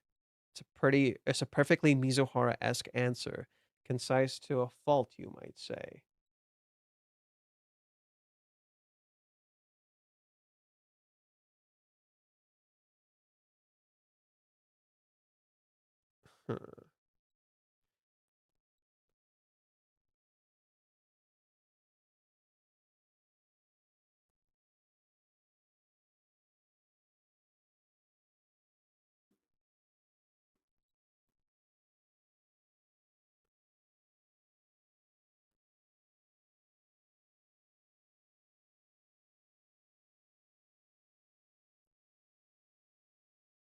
I like the music.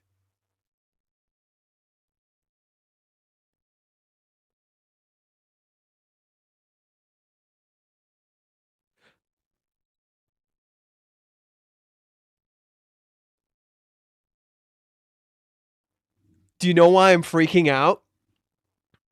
Oh my god, do you know why I'm freaking the fuck out? I'm gonna play it for you so you can hear.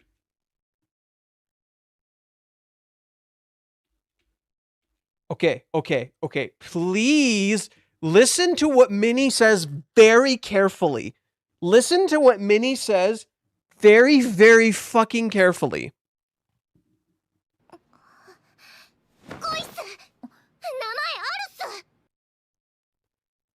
What did she call love? Did you hear what she called love? Like, what specific word she used? Did you hear what specific word Minnie used when describing Chizuru's emotions? Holy shit! Did anyone clock it? If you didn't, please go back a second and rewatch. Just listen very carefully to what she said.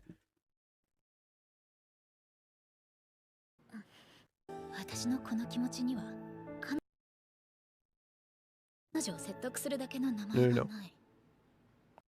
She says, it's love, that's what it's called. Listen to how she says the words love. Listen to what word choice she uses for love. Pay very, very careful attention.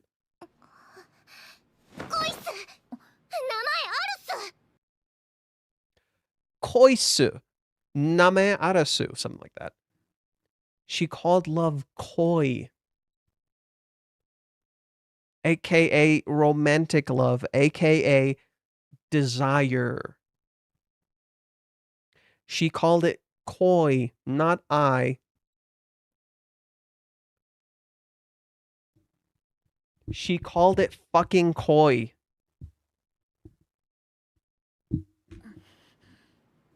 That's why I'm freaking the fuck out. She called it koi. Oh, could you guys like not hear that very well? She literally called it koi. Oh my fucking god. Was that in the original manga? Yes. No, they don't change lines in the anime. They don't change lines in the anime, in the Japanese version. Here, you know what? No, usually the anime versions of the lines are pretty fucking accurate. They don't really mess that up. It's just how they say them. You know, the lines in the anime are accurate. It's usually just how they say them.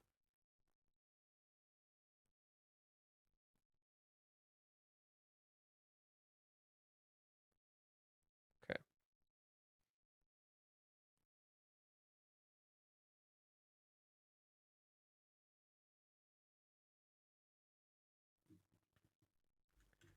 It's the spread right here. Okay, so this is the kanji right here. Sorry, you guys can't see it. This is the kanji right here. Let's look it up. Koi.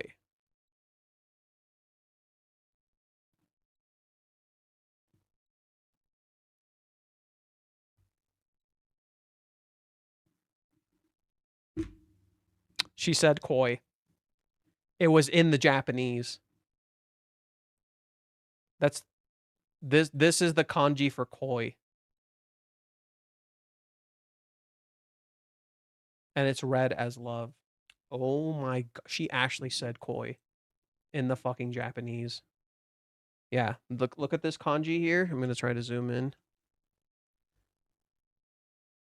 Okay, look at this. Here, we'll go down to koi. Look at this kanji. Right? Do you guys see this kanji right here? Okay, we're going to go to the chapter.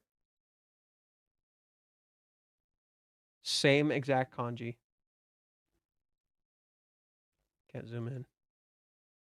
Same exact kanji. So it was there the whole time. Yes. It was always koi. Chizuru kept always wondering why if what she was feeling was I or koi. Many called it koi.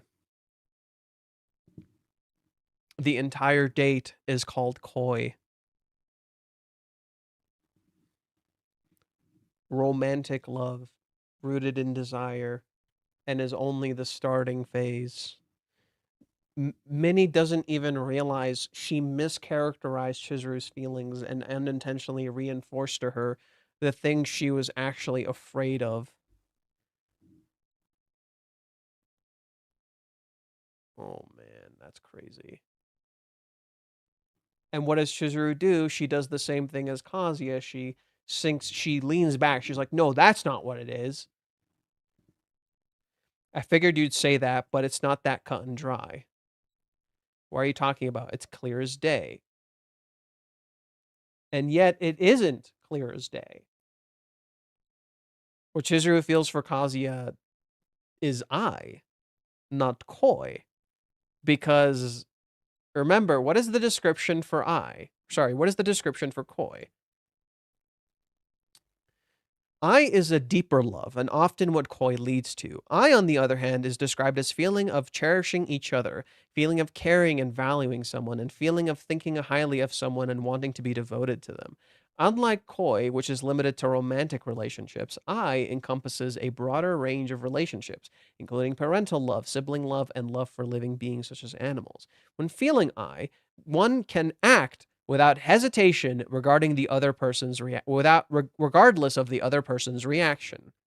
In that moment, when Kazuya was getting hurt, she acted without hesitation even though Ruka was right there. Chizuru doesn't realize that what she's feeling is I, not koi. Or rather, ironically, it's a mix of everything, because like love is a combination of everything. Right? Even therapists like talk about this, where they'll tell you like, you know, if a relationship or a marriage is going to last, you need to like constantly change the form of love that you experience for the person. It doesn't always have to consistently be romantic. So in a sense, what Chizuru is experiencing is I, not koi, and yet Minnie mischaracterizes it and forces the idea of koi on her because she describes it so well. Don't you start thinking about him out of nowhere? Doesn't his face come up when you look at a carrot or something? Don't you get all warm and fuzzy inside when you think about him? You may be trying to hold back because of your job. She's not trying to hold back because of her job, ironically. But sometimes it just won't work. It's so interesting how Minnie is saying the right things to the wrong information. You're a wonderful person. There's no need for you to talk yourself down as a rental girlfriend. I truly believe how nice you've been to master shows of your is a show of your character. But are you sure you're not just running away right now? She is right about that. What's interesting about this is that it's all kind of a jumbled mess of truth and fiction. And Minnie is kind of right in that Chizuru is kind of running away right now. Or just using your job as an excuse to put your feelings out of sight and mind. Ironically, no, she isn't. Right? You think this is the case. It's only partially the case. It's only partially the case. It's ironically what she's been convinced of. That's not really what's going on. If you don't understand how you feel, that's all the more reason to talk it out. Ghosting him is the worst possible move.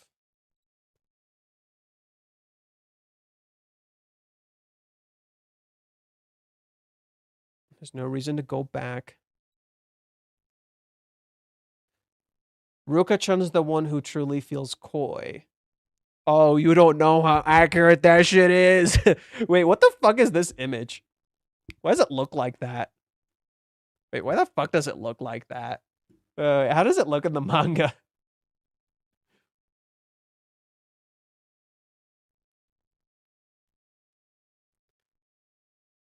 Yeah, it doesn't look quite like that. It looks really dumb in the anime. In the manga, it looks kind of cute. Yeah, it looks really dumb in the anime.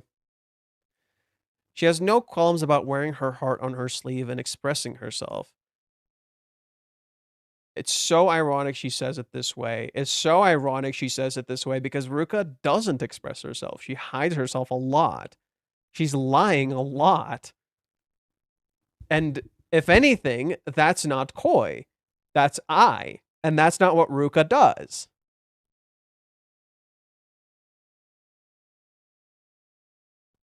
I can't get in the way of her love when I don't even know how I feel. I'm kind of envious of how passionate she can get.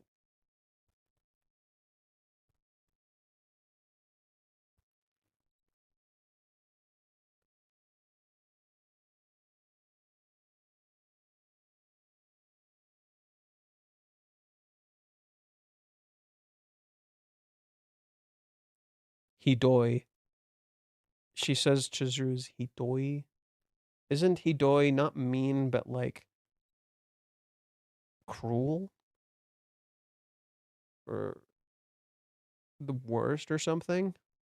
Yeah, I think saying mean here doesn't fully convey what Minnie said. She's like kind of like that sucks. That's awful. Master started to dream, and I feel like you're ready to make it come true. Master started to dream, and I feel like you can make it come true. Please face his feelings head on.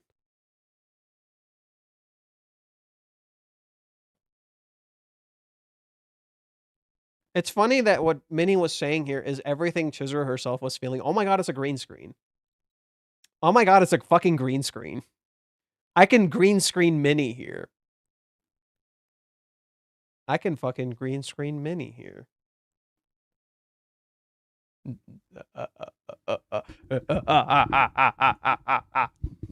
Just kidding. But no, it's ironic that what Minnie says here is what Chizuru herself believes. That's kind of the irony, is like, what Minnie doesn't realize is that what she feels and thinks is very similar to Chizuru, and yet it's really different from Kazuya. I'm gonna grab some panties. Fuck no, what?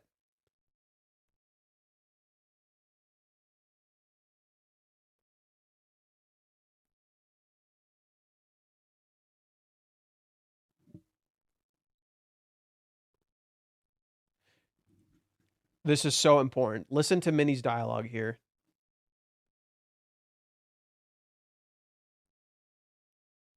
Okay, let's go back here for a sec.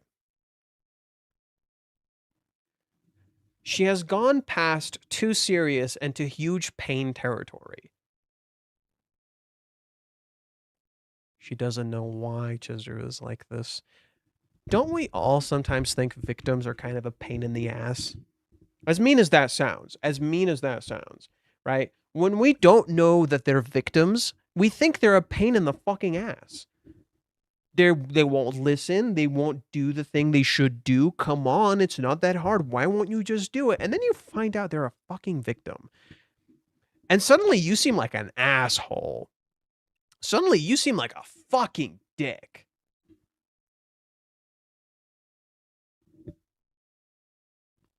Again, I will stand against that people on the internet saying Mommy, Minnie, or Sumi carry the story forward. They literally make it worse.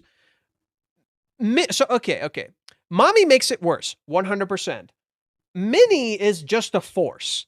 Minnie is just an active force. That force can be positive or negative. Here, she's just the push Chizuru needed. But in that same way, she could just as easily become the force to make everything fucking worse, right? It's literally, it reflects Minnie's lack of awareness as a character. She's literally just a driving force. It doesn't matter if that force is positive or negative. Sumi, on the other hand, can make things better, but right now in the manga, she unintentionally made things worse. Why? Because she doesn't address herself. It's not that Sumi makes things worse, mind you. It's not that Sumi makes things worse. Sumi does not make things worse, usually. Sumi usually actually helps. But when Sumi stops addressing her feelings, starts putting them to the side and not really being honest with herself, she does make things worse. Sumi is more of a Sumi rather than Sumi unlike Sumi is a character that actually can do everything. She just lets her personality control her. Right? While there is a social like anxiety element to it that's very real, mind you, at the same time there is like another aspect to it where she lets her emotions control her. It's kind of like this interesting balancing act of her character where Sumi's kind of in the middle like that. So Sumi is positive, Minnie is just neutral, and then Mommy is very negative. Right? Mommy in general is just a negative force. She's not a positive force. While she has done things that resulted in positive scenarios, those only became positive because of other people, right? Her actions ultimately always cause destruction, and then other people have to fix it, you know? And nobody really gives her, everyone wants to fucking give her credit for moving the plot forward. She fucking stagnated it, dude. You want to know why we're 400 chapters fucking in? Mommy. You want to know why we're 400 fucking chapters in? It's Mommy. Kazuya literally called what Mommy did a watershed moment that changed their fate. Please think about that. Mommy fucked them up, okay? And not in a good way. She did not move the plot forward. She made everything worse. She did raise some interesting and kind of important questions for Chizuru to think about, because you have to accept the bad part of yourself in order to truly see who you are and love yourself for you. So I think that's the brilliant part of what Mommy did, is that Mommy did something kind of interesting that I think Reiji's been exploring for a while. She made Chizuru hate herself. And I think that's really important. In a different way than Chizuru hated herself before. She always kind of low-key hated herself. But now she like just straight up hates herself. Like it's more like very direct, I don't deserve love kind of thing. As an inverse to Kazuya. Whereas before she more just kind of like didn't value herself.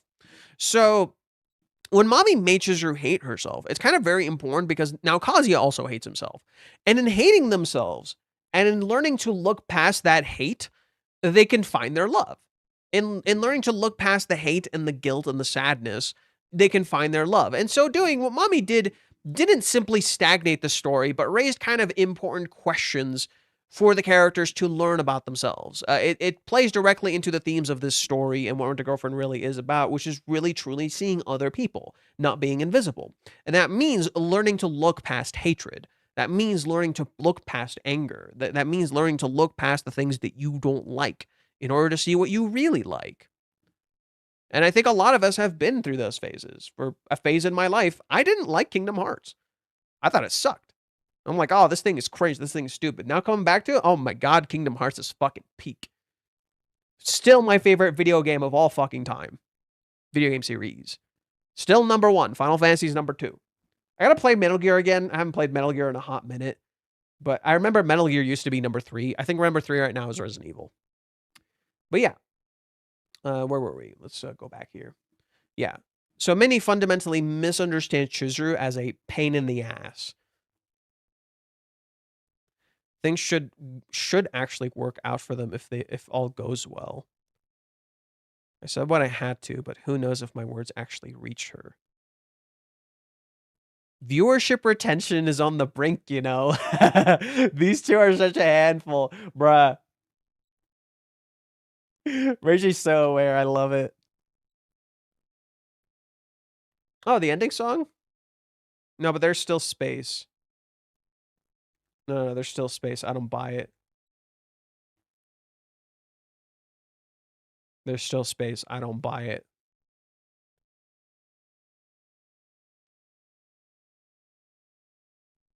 Oh my God.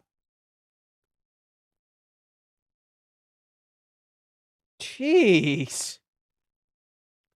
Weirdly, Kazuya looked worse in the manga. Weirdly, Kazuya looked worse in the manga. Yeah. Here, he kind of looked a little worse. Or is it just me? Is it just me? Or did Kazuya look worse here? He's wearing all black. I love that he's wearing black. He's literally been painted black. His heart is like filled with shadow.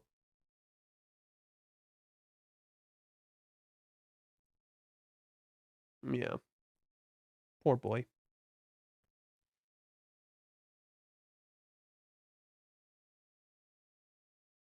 No sound.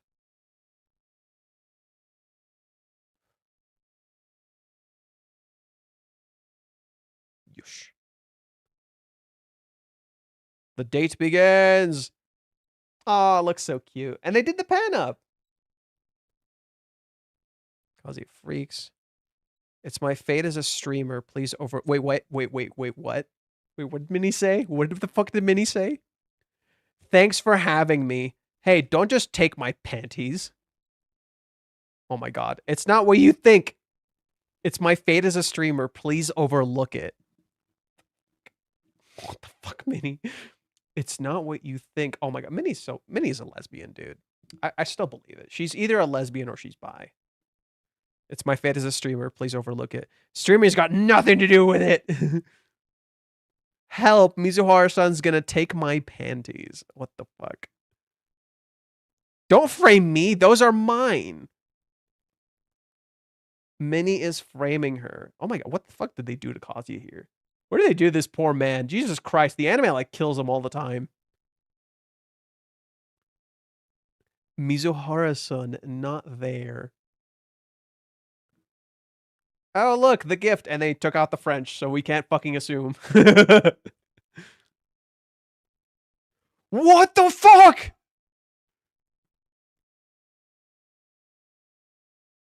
Wait, why did the animation just skyrocket?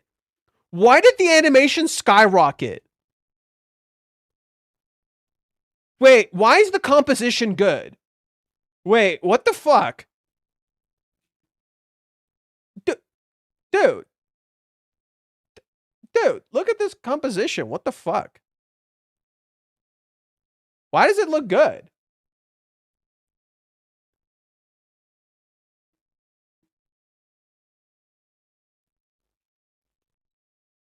Why does the composition look so good? What the fuck? They're treating this... Okay, you want to know why this makes me fucking mad? The stalking incident, they don't treat with nearly the same fucking respect. But this moment, they treat with fucking respect when they're supposed to be parallels. Fuck you. Fuck you. I'm so mad. Look at what the fuck is, look at this. What the fuck? What the fuck? That looks so good. What the fuck? I'm so mad.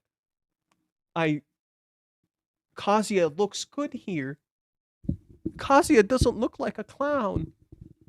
Oh my god. They actually treated him with the respect he fucking deserves.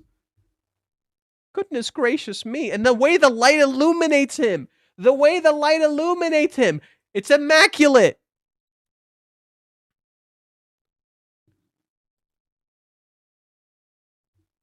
Okay, what did Minnie say in the very end here?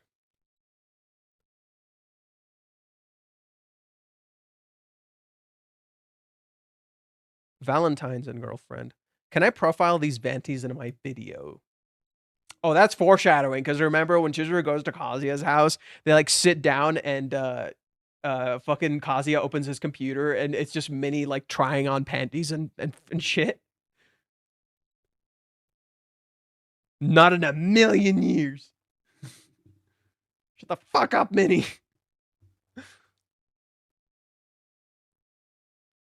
Decent episode. Pretty decent. One thing that I found really weird about this episode is the music. Not that it was like bad like before, but it's like really low key. The music is really, really low key. Like the voices are very hearable, but the music is like just kind of in the background and super low key. And I didn't mind per se. Like I think it's fine. I just found it interesting that I could barely fucking hear the music. It's just kind of there in the background. The music is always a diss. I thought the music was okay. It just kind of wasn't present. You could barely like hear it. That's just kind of it. You could just barely hear the music. Overall, really good episode. I enjoyed it. I had fun with it. Again, like 7 or 8. 7 or 8. It definitely had better pacing than last week's episode. Last week's episode just had like really rough pacing. How many chapters did they cover? Dude, this was like 232, 233, 234, 235. Whenever it's four chapters, it's really good pacing. Whenever it's 4 chapters, it's really good pacing. Whenever it's like 5 chapters, it immediately shits the bed. Next time, it looks like it's going to be 236, 237, 238, 239. Another set of 4. Next episode is episode 7. I'm starting to become pretty positive that the end of this season is chapter 255. I'm starting to feel pretty fucking positive about this, that we're going to end here. We're going to end with Chizuru asking him to live with her. This seems like the perfect spot to stop if we pace it correctly. So let's keep pacing it with 4 episodes each. So 239. So to next time is episode 7. 1, 2, 3, 4. Episode 8. 1, 2, 3, 4. Episode 9. 1, 2, 3, 4. Episode 10. 1, 2, 3, 4. Episode 11. Oh. 1, 2, 3, 4. Episode 12.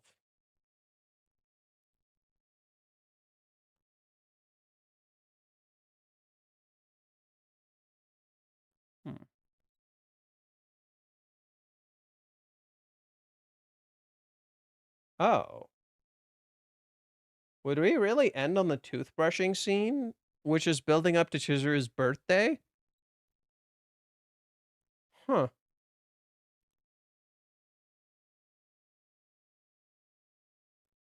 Even if they pace themselves 4 episodes each, it would actually end, it would never end in 255.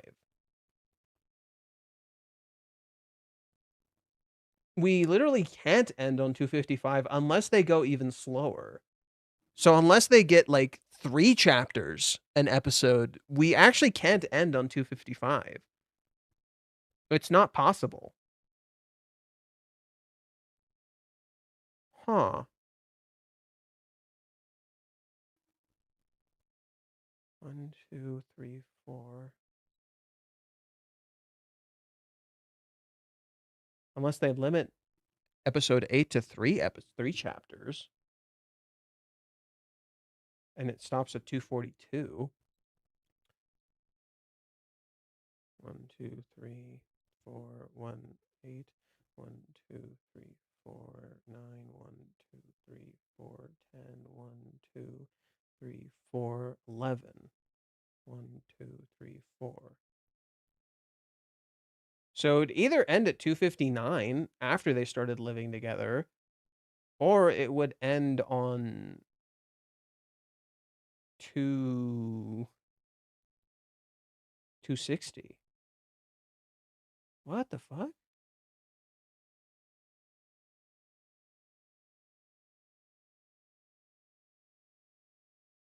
Oh. No, you know where I think it's going to end? Right here. It's the last chapter they're going to adapt is 261 because of the last line Chizuru says. Come back soon. We've got more people around too. This seems like the perfect spot to stop. It's going to end at chapter 261. Okay. This is where it's going to stop. It's going to end at 261. This feels like a good spot to stop. Everything's been established. You kind of get a vibe for living together, and it's telling you come back again. We're gonna have more in the future. This is where it's gonna end. That's fine.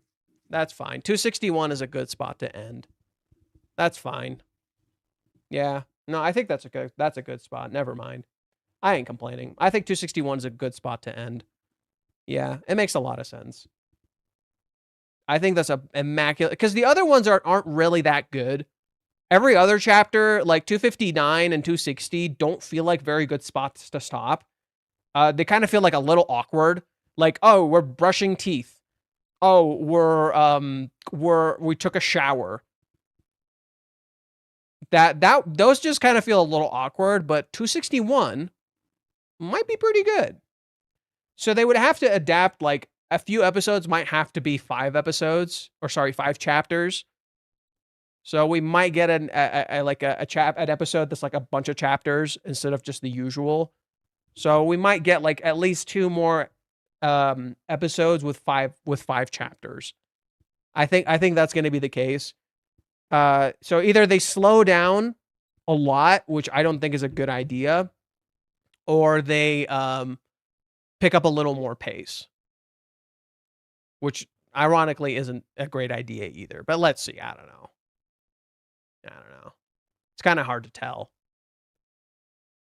Them living together, them starting to live together would be a good idea. Like, that would be a great spot to stop, but I don't know if they could do it. 256? 256 is like right as they start living together. That's like a starting point. That's not like a... It's a weird spot to... Oh, okay. I guess 256 could work. Kazuya comes home. I mean, he gets a welcome home. I guess that kind of works. But that would be hard to adapt. Doable, but hard to adapt. Mostly because they would like run out of space unless they slow down a little bit. I'm really not sure. It's kind of hard to predict anymore. Yeah, I can't tell anymore. It's kind of hard to predict. If they stick to the 4 pace, it won't work. If they slow down, it could thematically work. And if they speed up, so we could either end at 255, 256, or 261. I think those are the good spots to stop. Any other spots would kind of be awkward.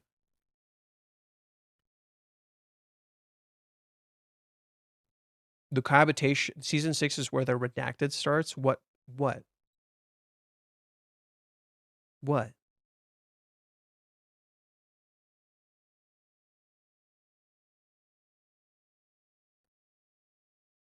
So my thing on Discord, what do you think? What'd you send now? What?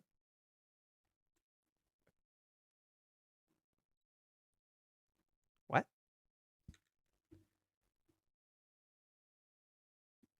Chameleon? I guess. I can kind of see it if I like tilt my eyes or some shit. I can kind of see it. But when this cuts so many content, not necessarily. Not necessarily. Really does depend. Not necessarily.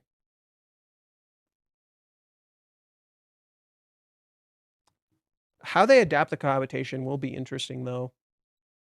Because I'm not sure how they would adapt it. It's very episodic. The whole nature of the cohabitation is very, very episodic. So how they adapt it would be quite curious.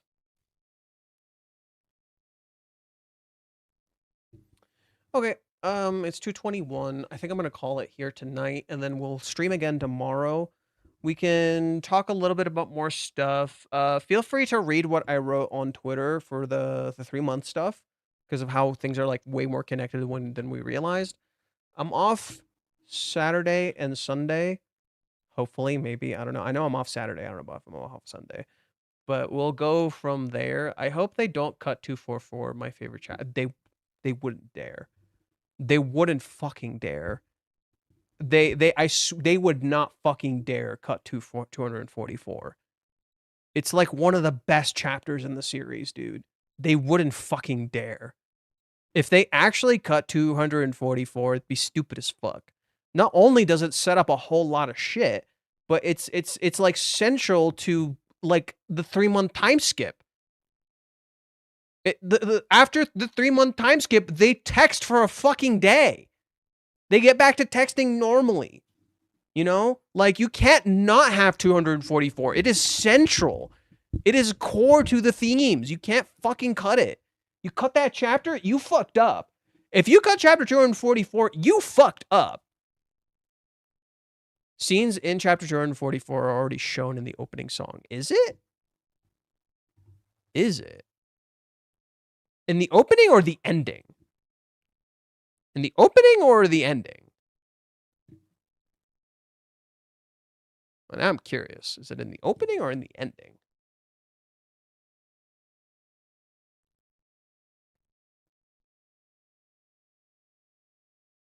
Okay.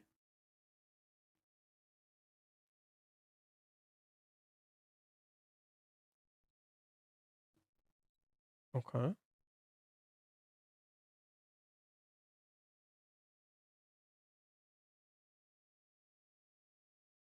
This is from the 3 months. So this is the 3 months where they couldn't text. Mini.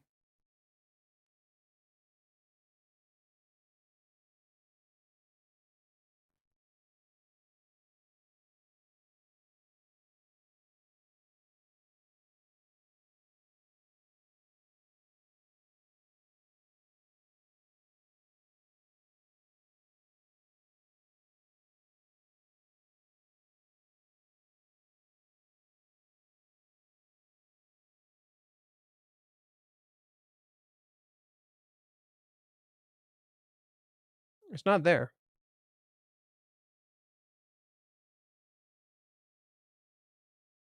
Yeah, it's not there. They have the 3 months. It looks a little similar, but it's the 3 months. It's not 244. They will animate it though. They'd be fucking stupid to cut it. They would actually be stupid as fuck. Like if you cut it, you don't get it. And the animation team has clearly shown they seem to, at the very least, kind of understand what the fuck they're doing. Kind of. Unless it involves the music, in which case they don't know what the fuck they're doing. Or, you know, sometimes like where Kibe is like fucking punching Kazuya and it looks stupid as fuck. But yeah, no.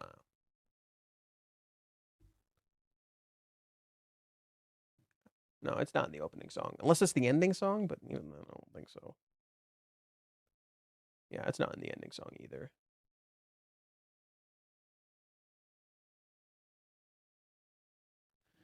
Okay. Okay, we'll call it here. I'll see you guys later. Take care, gang. Get some rest, get some sleep. I know I fucking will. I hella need it. And I'll see you guys tomorrow. Take it easy. Have a good night. Bye-bye.